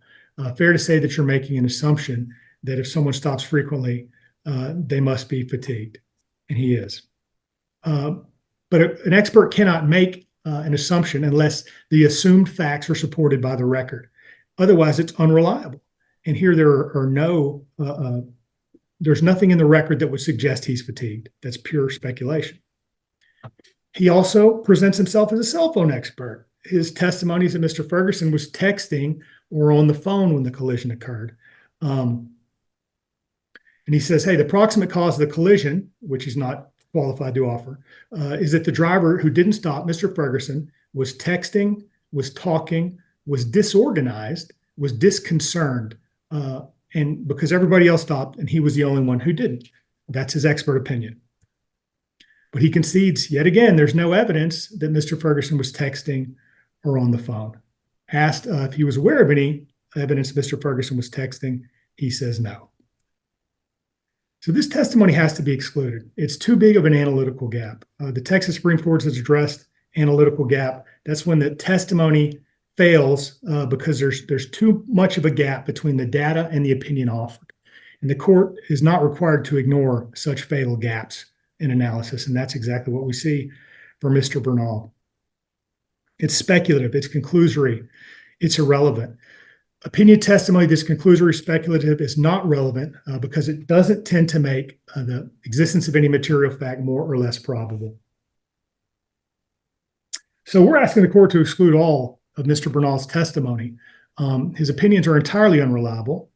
They lack a sufficient basis. They're fully speculative, conclusory, irrelevant and unhelpful, and he's grossly unqualified to offer the opinions he does: traffic engineering, accident reconstruction, human factors, fatigue, cell phone. And so we're moving the court to exclude Bernal's testimony in its entirety. Thank you, Your Honor. May I respond, Your Honor? May. Thank you. Your Honor, I feel like I'm arguing against my own arguments on the other motion, and that the same analytical gap, conclusory analysis applies to the plaintiff's titles leap. That the question is, why did this accident happen? There were numerous tractor trailers, cars, multiple drivers, all in front who had stopped or slowed safely, presented with the same conditions as Mr. Ferguson. The question about this accident is, why did this happen? That's what the jury's going to decide. What's the proximate cause, or what are the proximate causes of this accident? And the plaintiff's expert, Mr. Steidel, makes the massive gap saying, well, it happened because there was one sign that should have been way up ahead. And if that had been there, traffic would have flowed freely. Well, anyone who's driven in traffic in and around this area, or just in any construction area, knows that when you see construction signs, be on alert. Things may slow down. You may have to respond. What we know is Mr. Ferguson did not. He's the only one in this sequence that didn't. Everyone that he plowed through, all the people in front, all slowed and stopped. So if there's an analytical gap, it's Mr. Steidel. What I want to go back to now is Mr. Bernal. Mr. Bernal is testifying primarily about the standard of care for Austin Materials. When we look at relevance and reliability and qualifications, I want to focus on what's at issue for the jury. The jury's asked, did Austin Materials do what a reasonable paving construction company would do? Would they do what a reasonable company in their position would have done on the day of this accident? And if they didn't, was that a proximate cause? Mr. Bernal, and I would like to share screen briefly to his report. Sure.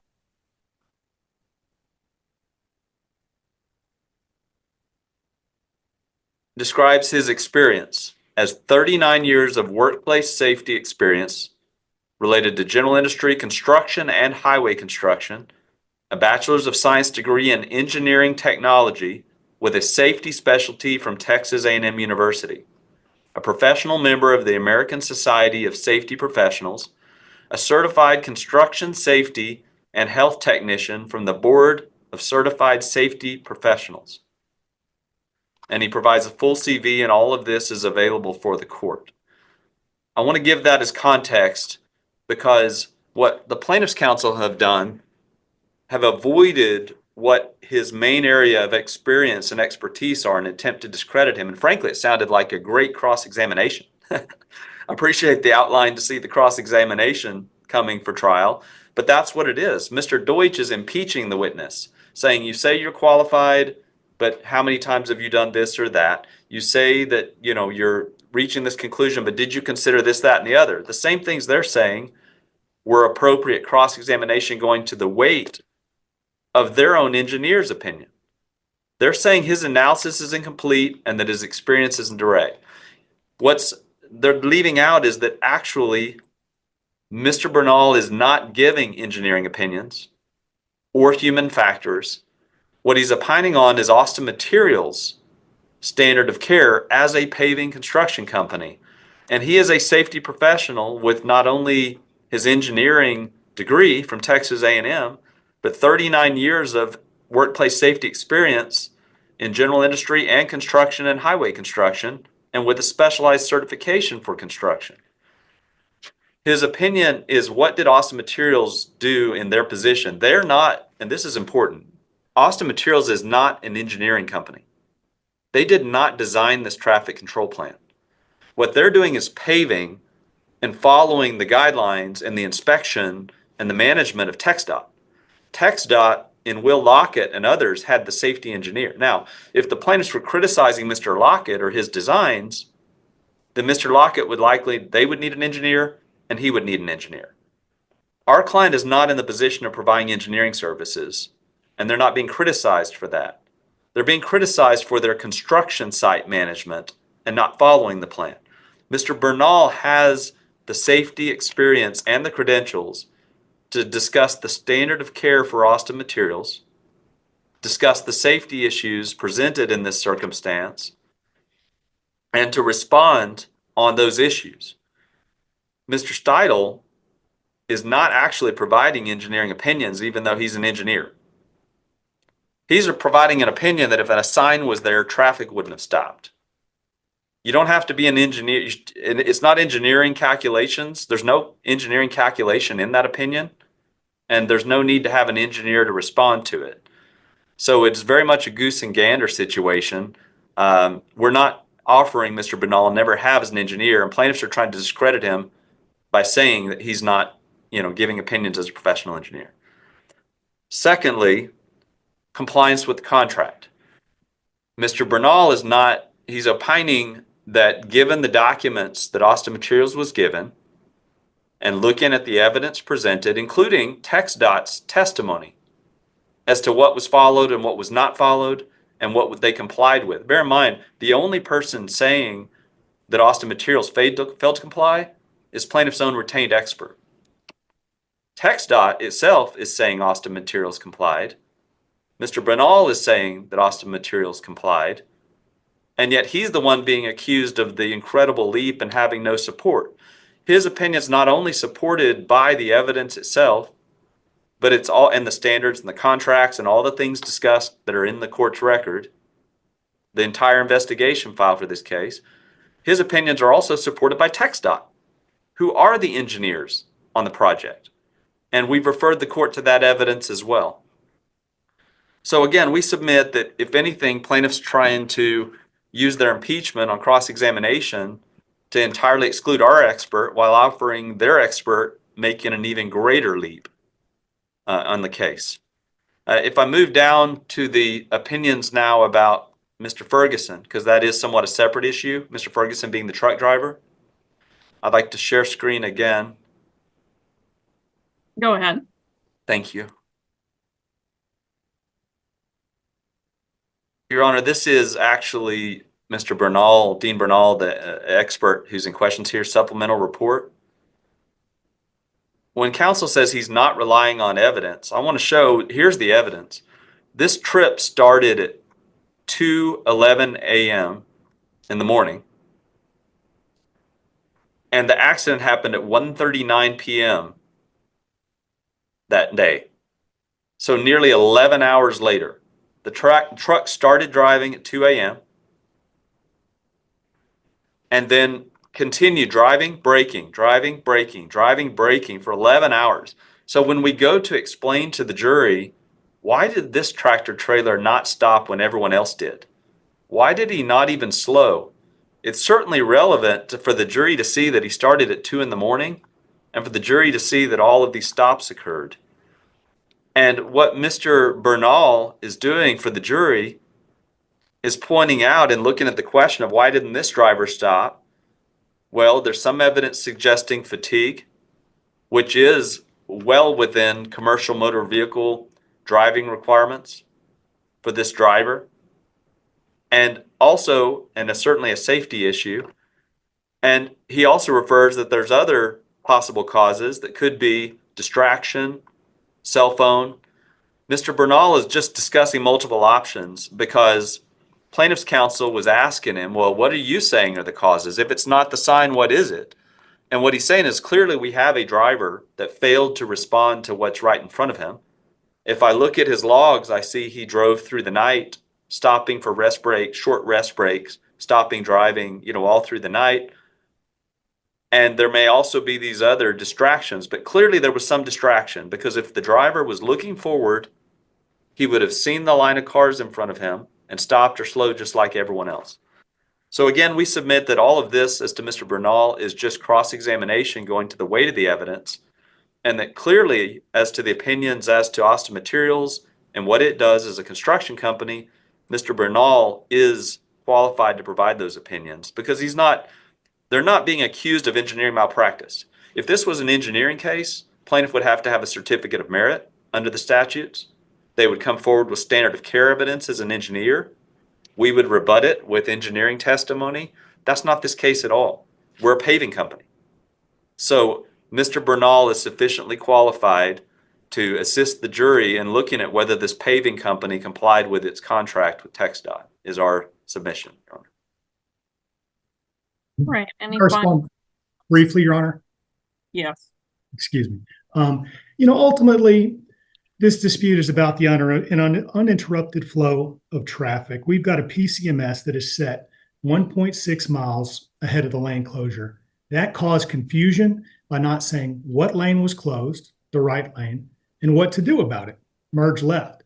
That causes confusion to drivers going 75 miles an hour down I-10 who didn't know what lane was closed or where to go. And so as a result, everyone stopped. Now, without that stop traffic, there's no accident. No stop traffic, no accident. Mr. Steidel's qualified to opine on that. Mr. Bernal is.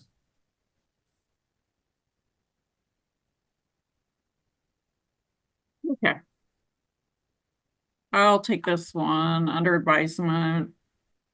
Let me, while I have you here, ask a few questions. Has this case been to mediation? Yes, it has, Your Honor. It has. Multiple times. This is Gavin McInnes. We've mediated 3 times now. Okay, with all of the parties? With all the parties. Okay. And you are coming up for trial in April? Yes, Your Honor. I just want to make sure that everyone is aware that we have a couple of local standing orders. We have a standing pretrial scheduling order, and we have a standing order in limine. When you come into trial in April, please make sure you have followed those and are familiar with them. Thank you, Your Honor. We will definitely do that, Judge. Okay. And I think we've covered everything for today. And it sounds like I may see you again tomorrow. You will definitely see us tomorrow, Judge. All right, then. Well, if I forget to say it tomorrow, I'll say it now. So have a good holiday. But until then, take care. Y'all are excused from the virtual courtroom. Thank you, Judge. Thank you, Your Honor. Thank you. Ambody et al. Versus Armstrong et al. Can we get appearances before we proceed? Yes, Your Honor. Good afternoon. Ashish Mahendru for the plaintiffs. Good afternoon, Your Honor. Sam Garrison for defendants Ravi Kumar Palimi, Sunitha Palimi, and RK Group LLC. And Your Honor, I'm Tony Schaefer. I'm here for 4 defendants. It's Nirav Shroff, Morali Submarinian, and 2 LLCs, one named Nearmere Property Investors and one named Armstrong Loop Salado Property Investors. I have a witness judge that we just lost. He fell off somehow. He's been here the whole time, but he just fell off. So I just texted him and said, get back on, but he hadn't responded yet. There he is. There he is. I'm here, if you're okay. This is This is a defendant, Judge, one of my clients. Okay. Hello, Judge. Hello, I am gonna ask Mr. Schaefer one thing before we get going. You've got a ceiling fan on and Oh. it's on camera and if you would like me to get a migraine or to get ill, you should leave that on. Otherwise, I'd love for you to turn it off or move your camera so that I don't see it. It's off. Okay, thank you so much. Sorry about that. I didn't notice that. No, I just one of those unfortunate people that are afflicted by motion sickness and all of that. So thank you. Mr. Mahendru, it's your motion, I believe. Yes, Your Honor. Okay, you may proceed, and I'm going to keep y'all on the clock. Y'all are set for 30 minutes, so typically we do 15-15. Thank you, Your Honor. I'm gonna start, Your Honor, with skipping the gory details about the case. They may become relevant later if you have some questions, but I really want to bring the court back to where we were with Judge Seufer back on November 26th. And may I share my screen with you, Your Honor? You may. Okay.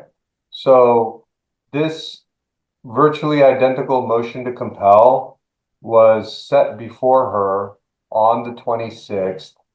And while we were waiting to get heard, we conferred for roughly an hour, hour and a half in her meeting room, and then announced this agreement on the record. And it's basically 4 components, Your Honor. One, that we will enter into a protective order. 2, Mr. Schaefer, who represents a subset of the defendants, will agree to accept service of subpoena that was propounded on him because he was the underlying transactional lawyer in the case that gave rise to the claims asserted in this case. 3, and this is where the heart of the matter for your consideration is for the court today, Your Honor, that the defendants, quote, collectively have until December 10, 2024 to supplement their document production and amend their responses to state, 1, that they are producing all responsive documents, and 2, that they are not withholding any responsive documents, with the exception that if the documents are withheld on the basis of privilege, a privilege log will be provided. So let me stop right there, Your Honor, before I get to the remaining part. The agreement is twofold. 1, produce all responsive documents, state nothing is being withheld, and to the extent it's being withheld, it's subject to the production of a privilege log. Then, if the defendants felt like we are withholding something that wasn't on the basis of privilege, they would separately log that in a privilege log like log. That's the highlighted portion here, quote, and to the extent the defendants deem it necessary to withhold other documents which they contend are not related to the issues before the court in this lawsuit, they will separately log those documents with similar level of information provided in a log. The 4th point, Your Honor, dealt with coming back to Judge Seufer. We're not with her anymore, we're with you, so that's immaterial. Then I ask, is that our agreement, Mr. Schaefer and Mr. Garrison? Mr. Schaefer, I believe that's correct. Thank you. Mr. Garrison agreed. Now, we did discuss having this hearing after the December 10th date because I suspected there would probably be some issues with this agreement. It just happens to be that I wanted it on the record and we confirmed it. So with regard to Mr. Schaefer and his clients, Your Honor, while they belatedly produced a very, very small handful of documents, no log, whether it's privilege or it's not privilege-based withholding, has been produced. So Mr. Schaefer is ready to meet his burden purportedly on objections to discovery by having witnesses present and giving us notice in a letter filed with the court 30 minutes before the hearing that he was going to testify, as was Mr. Subramaniam. Well, he's completely flipped the agreement. We don't have a log. We don't have any basis for the court to hear any evidence this afternoon. Frankly, he hasn't complied with the agreement. So the agreement, and I can show you the supplemental quote responses that he provided. He doesn't state in the supplemental responses that he's withholding documents. Now I don't know where we stand. And he doesn't state that a log is being provided. I've emailed Mr. Schaefer. He hasn't responded to my email about where the log is. So I'm a little bit lost on where we stand with Mr. Schaefer. Then, Your Honor, separately, the supplemental response by Mr. Schaefer only addresses one subset. You heard him say when he was announcing he's got like 19 objections that he's got the burden of presenting evidence on. He hasn't addressed in his supplemental response anything outside of financial documents. So, for example, bank statements, redacted as they are, have in part been produced, but the communications between Mr. Schaefer's clients and Mr. Garrison's clients, which are the subject of the motion to compel, starting in RFP number 5 through 18, nothing has been produced. And when I say nothing, Your Honor, I mean nothing. I don't mean one email has been produced, 2 emails have been produced, and we're missing 900 emails. This is a multi-million-dollar real estate fraud case in which property was purchased using my client's money, but they were built out of their funds, and the defendants, both Mr. Schaefer's clients and Mr. Garrison's clients, were instrumental in perpetrating that fraud. Unless they were sending smoke signals to each other, Your Honor, it is palpably unbelievable or incredible that they didn't communicate with each other on what they were undertaking to do. That's the Schaefer side of the house. The Garrison side of the house, Your Honor, is traumatic. And I don't mean that in a sense that Mr. Garrison is causing me trauma, but Mr. Garrison's client has roundly, routinely, and unconditionally thumbed his nose at the court. What do I mean by that, Your Honor? The agreement on November 27th was the simple word agreed by Mr. Garrison. December 10th comes and goes. Not a single document gets produced. December 10th comes and goes. Not a single privilege log gets propounded or provided. December 10th comes and goes. This hearing and the motion are set, and in the email chatter with the court yesterday, Mr. Garrison says, I've been trying to get my client to produce documents, but I can't get him to give me any. I'm synthesizing the email. I can put it up on the screen if you'd like to see it. So it doesn't matter, Your Honor, if we reach agreements with Mr. Garrison on the record in a hearing. The November 26th hearing got obviated by the agreement, and the December 10th date didn't mean anything. I could, Your Honor, attempt, and I think what I need now is an order, because the agreement on the record doesn't put any pressure on these defendants to be held in contempt. And I hate to go in that space and that domain because that takes us into a sideshow. So what I'm asking the court to do, Your Honor, is to please order that the documents that we have as the subject matter of our motion to compel and the agreement that was reached on November 26th be ordered to be produced along with the privilege log instanter without any further delay, subjecting both sets of defendants, Your Honor, then to potential contempt. Procedurally then, where I think that will set us up is once I have the log, privilege being the chief component of the issue that Mr. Schaefer is concerned about. Footnote, Your Honor, on the eve of the hearing with Judge Seufer, Mr. Schaefer attempted to get even that hearing bumped because he was claiming to the court staff that in light of my request that Mr. Schaefer accept the subpoena for the underlying documents, that he was potentially conflicted out of the case and he may have to withdraw. Well, we have since, under the agreement, propounded the subpoena to him, which he has accepted, and now he's moved to quash it.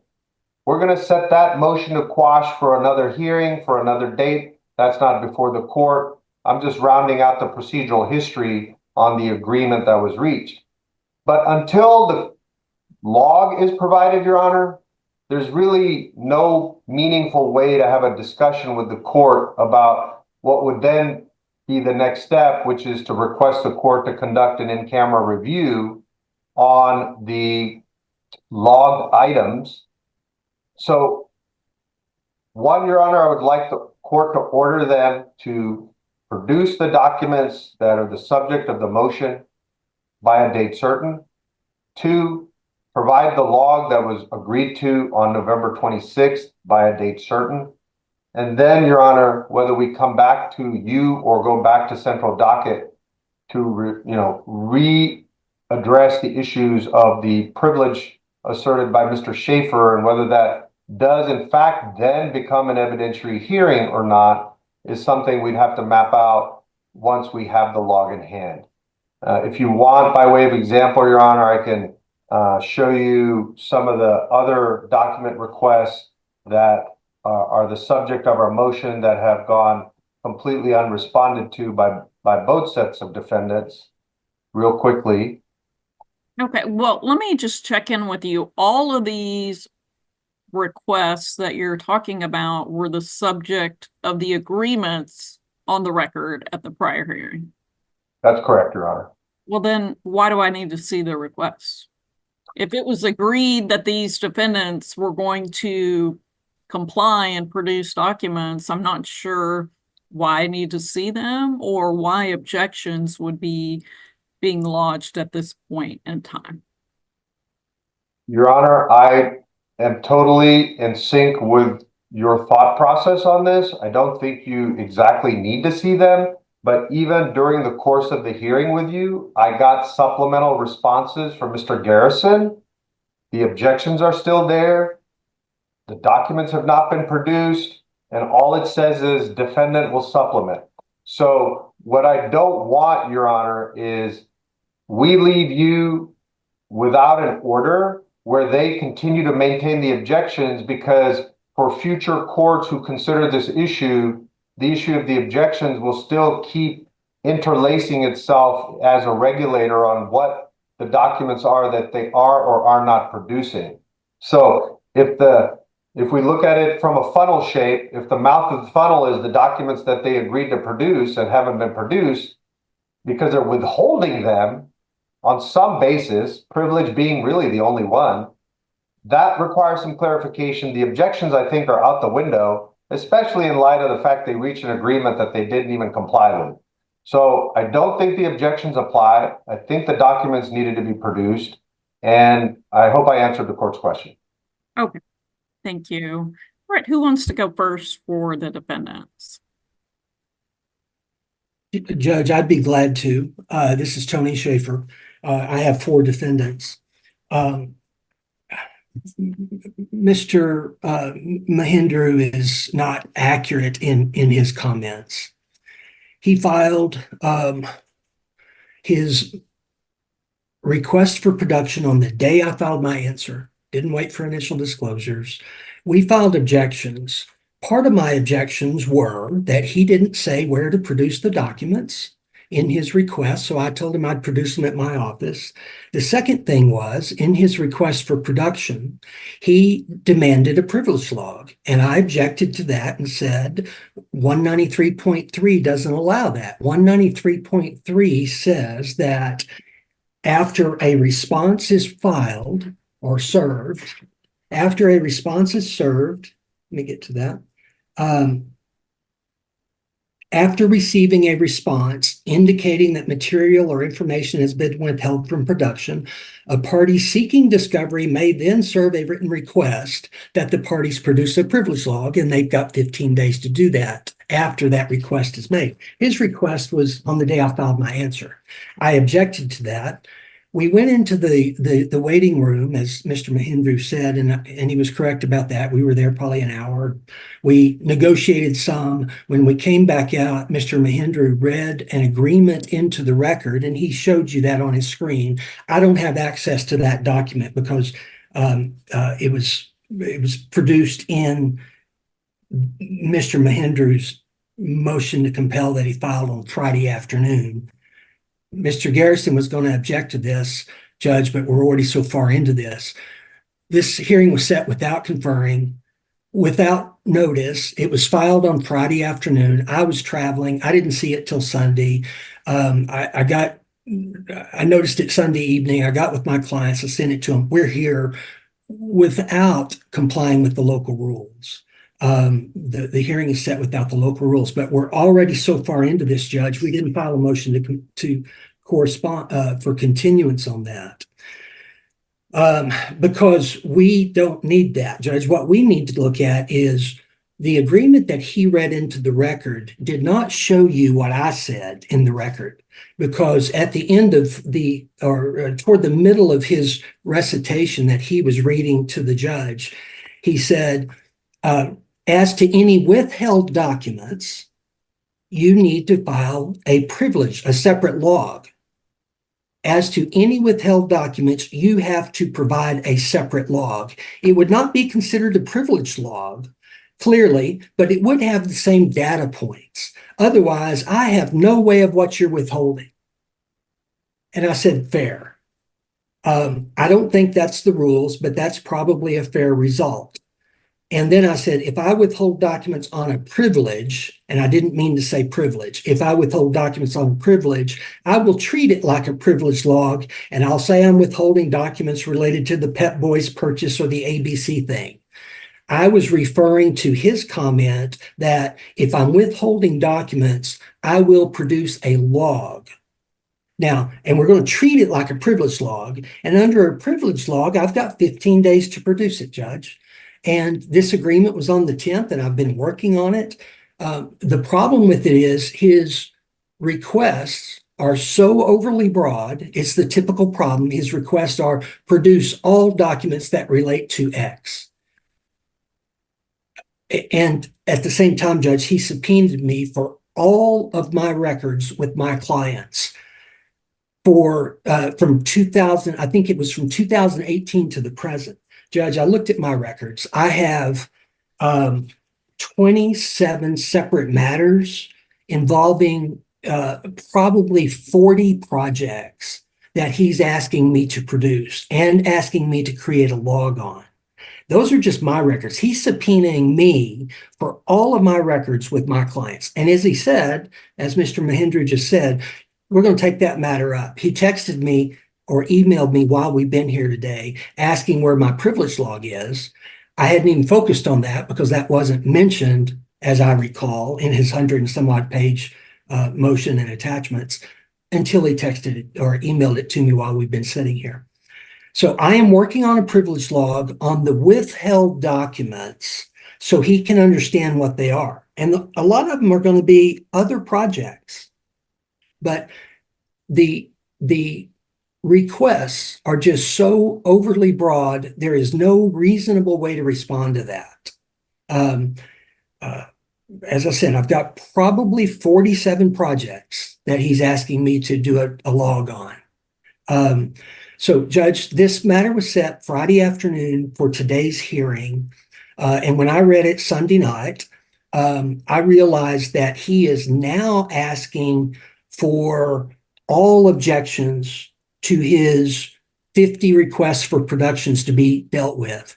In the hearing before Judge Sofer, he had 5 requests for productions that he was dealing with. It was number 22, 23, 24, 25, 28, and 29.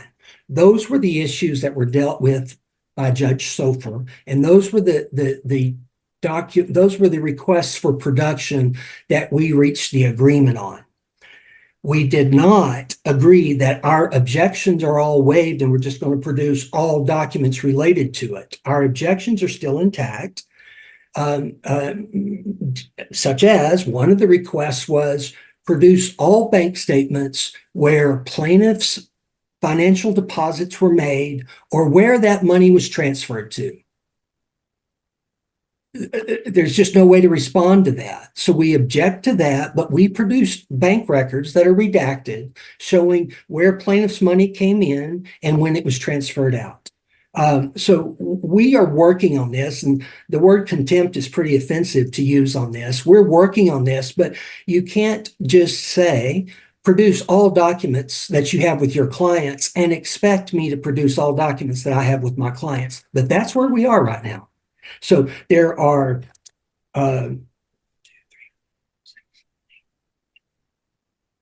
15 requests for production that have live objections that are set for this hearing. And Judge, he set the hearing for 30 minutes. And we can work through some of those so the judge can get a feel for it and understand our objections and say, yeah, that's a problem. I'll take it under advisement, or that's a problem. Schaefer, you don't have to respond to that, or you do have to respond to it. But I believe, Your Honor, out of fairness, I should have the opportunity to present the burdensome and the overbearing aspect of his request for production. All right, let me go back to Mr. Mangrum because I need to understand how you were able to set a hearing for the 18th on a motion you filed on the 13th. That is not permitted by our local rules, and I need to understand what is going on here. Your Honor, we requested a hearing date from Central Docket on December 11th. As I recall, oh no, sorry, December 5th. I probably need to get my paralegal to join so she can give us the exact dates.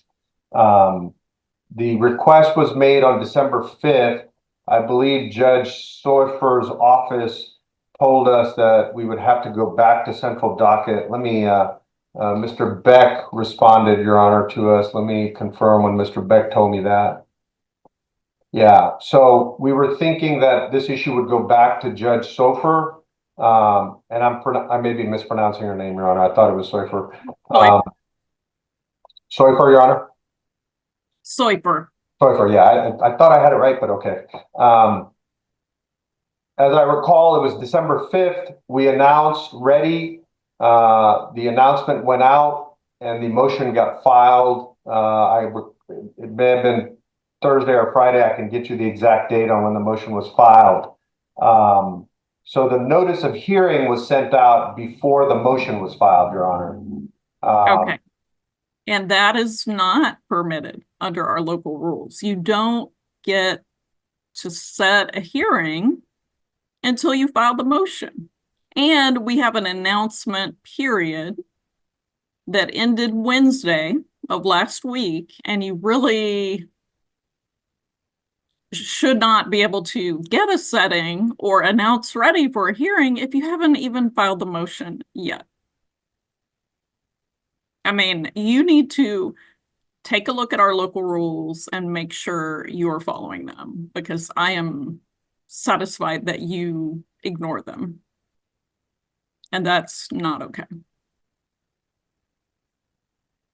Also, 30 minutes for this hearing. Y'all have already used about 24, and I don't think we're really close to being done. So you need to always set and announce your hearing for an adequate amount of time. We haven't even heard from the third lawyer yet, and are, running out. So I'm not happy about any of that. I don't know what, if anything, can be done, but here we are. Your Honor, I certainly don't mean any disrespect to the court or to the procedures and process. If the court doesn't wish to take the matter up, we'll reschedule it. I mean, that's all that can be done. Every attempt to reschedule every motion we filed has already been made. You can see just from the record, their motion to transfer venue, which they filed almost a year, if not more than a year ago, was only taken up just 2 months ago. And the only discovery in this case that has been conducted is the discovery that was limited to the motion to transfer venue. And now that we're getting into merits-based discovery, they have done absolutely nothing. And the agreements that they reach on the record, Your Honor, Mr. Schaefer is, we're living in a dystopian world. Let me just put it that way, Your Honor, where the reality that meets you with your eyes and ears and your senses doesn't exist. The agreement that was reached in front of Judge Seufer and the motion to compel that was filed with Judge Seufer, you can compare it word for word, Your Honor. The only two remarkable differences are the supplemental documents that Mr. Schaefer produced were updated in this motion to compel, and the agreement that was reached with Judge Seufer. All the requests for production, not 5, he is dead wrong about that. All the requests for production that was part of the motion to compel in front of Judge Seufer are in the motion to compel in front of you. I didn't take out a single RFP. It isn't 50. He's incorrect about that. It is 2 basic sets of documents that we've requested. And then to claim, Your Honor, and I'll just put up the first amended motion to compel we filed in front of Judge Seufer to show you, for him to claim that I've asked for 47 projects is just patently false. This is the RFP at issue that he's claiming about, that he's upset about. From 2018, produce the following with Tony Schaefer. 1, the Salado project. That's this lawsuit, Your Honor. 2, the 267-acre adjacent tract. So in this case, 500-ish acres were bought using my client's money. The fraud was, Your Honor, these defendants kept 267 acres for themselves using our money. And they claimed to have sold the other half to us. So one little I and 2 little I, Your Honor, are this lawsuit. And then Mr. Schaefer's communications with my clients. That doesn't deal with 47 projects. And any agreements between Armstrong Ranches Salado, that is the derivative plaintiff in this lawsuit, and Nearmore Property Investors, that is Mr. Schaefer's client. I am stunned that Mr. Schaefer has interpreted this simple request to include 47 projects that he's engaged in with his clients over the years. But that begs the question, Your Honor, if we go back to the exhibit. Yes, I'm on page 10, right? But look at what I say to Judge Seufer after this soliloquy between me and Mr. Schaefer. So, Your Honor, with your permission, again, let me recap the agreement. And Sam, was there any further clarification you wanted me to address, or did I cover it? No, I believe that's it. So when I recite the agreement the first time, Mr. Schaefer starts picking it apart. After this soliloquy with Judge Seufer very patiently listening, I restate the agreement, Your Honor. None of what Mr. Schaefer said changes the fact that after I restate the agreement with 4 points, What does Mr. Schaefer say? I believe that's correct. Thank you. And what is the agreement on? A privilege log will be provided. So, Your Honor, to live in a dystopian state to contend that, oh, you propounded discovery and your definitions in your discovery require a privilege log. That doesn't comply with the rule. Well, that's nowhere near correct. Our instructions do request a privilege log based on a withholding, but the discovery request must state, even without a requirement that a log be provided, that you state that you're withholding documents on the basis of privilege, which they never did. That's why this agreement is very important, Your Honor, because they didn't provide a log, and months later, despite repeated requests for a log, they still refused. And now you're hearing it all over again that Mahendru's request for a log was untimely. He married it with his document request, which is improper. But it doesn't matter what I agreed to with Judge Seufer on the record, because I don't care. Now, Your Honor, I'm desperately wanting to hit the pause button because I feel like I've upset the court, and certainly no disrespect was intended or ever meant. We just wish to find a pathway to a court that will hear the issue with us on the merits. If it takes more time, so be it. The agreement has been flushed down the toilet. The court can see that openly and obviously. Whether we can get relief from you today, I don't expect it, but I wish to either resume the hearing with you if it's possible on a date that you're available with everyone's calendar in sync, or have the court see if it would be willing to entertain providing any further relief today. Okay, so I'm going to go over a few local rules with y'all just to make sure that you understand why I am generally not satisfied that you have been following them. First of all, let's see. I want to make sure you're aware that under, you just basically need to go to local rule 2.2, 2.3, 2.7, all of the ones in that area.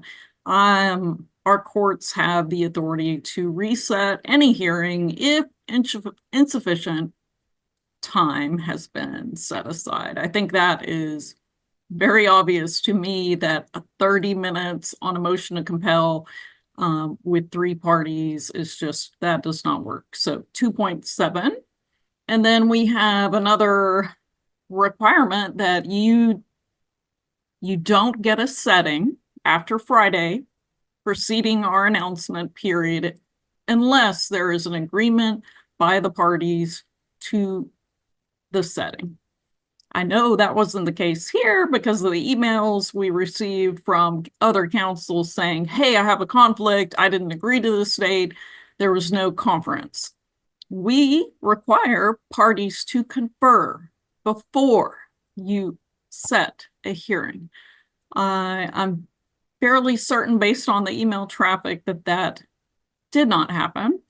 And we require that you don't get a setting unless you have either filed a motion in compliance with our local rules, or you will file the motion immediately, but certainly no later than 24 hours of obtaining the hearing. I know from everything you've told me that did not happen here. And so I'm also doubtful that there has been a real attempt to confer over these issues. So I think you need to go back to the court admin and you need to have a discussion before you do so about how much time this hearing would take. I presume it would be closer to an hour, maybe even more. But you need to confer about that, confer about when it can be reset, put your calendars together. I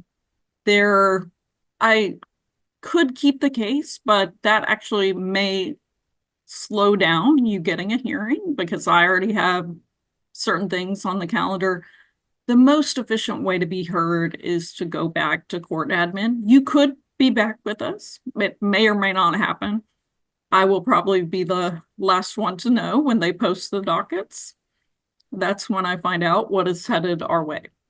But I see a lot of failures to do what we require litigants to do in Travis County, and that is a problem.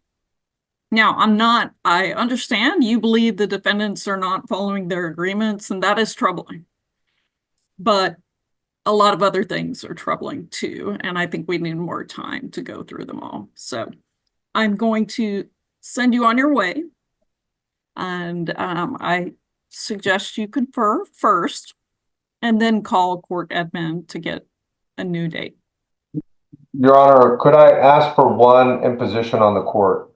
And I hate that the court has to be our babysitter on this point, but I say it with all earnestness. We're all here. Can we get a date for the first week of January 6th is available. I've all week is available for hearings. Can they tell me what date they're available so we can reset this? I understand it won't be with you, but I'd rather we get it on the record now because it just is impossible. Mr. Garrison tells me repeatedly he will give me deposition dates for his client, and he gives me a deadline by which he says he will do it, and it doesn't happen, Your Honor. And I hate to be the bearer of crying in the playground because I got my shins kicked in, but Your Honor, I am at a loss, a desperate loss, because I cannot get them to confer with me about the basics. They say they will, but they never do it. And you can ask Mr. Garrison how many times I've asked him for his client's deposition date, and I would be stunned if he says to you, well, I gave Mr. Mangrum a date 2 weeks ago or 1 week ago or 3 days ago. The only thing he's given me is the Heisman. His client won't give him a date.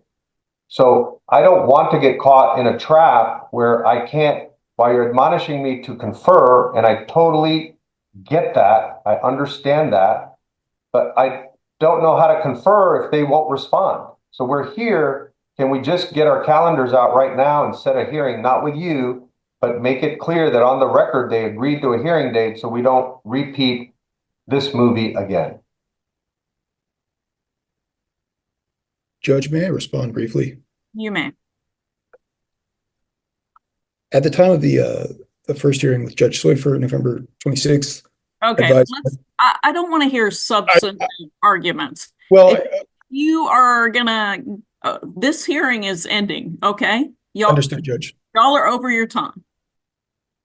If you want to talk about available dates, you can reset. We can have that discussion.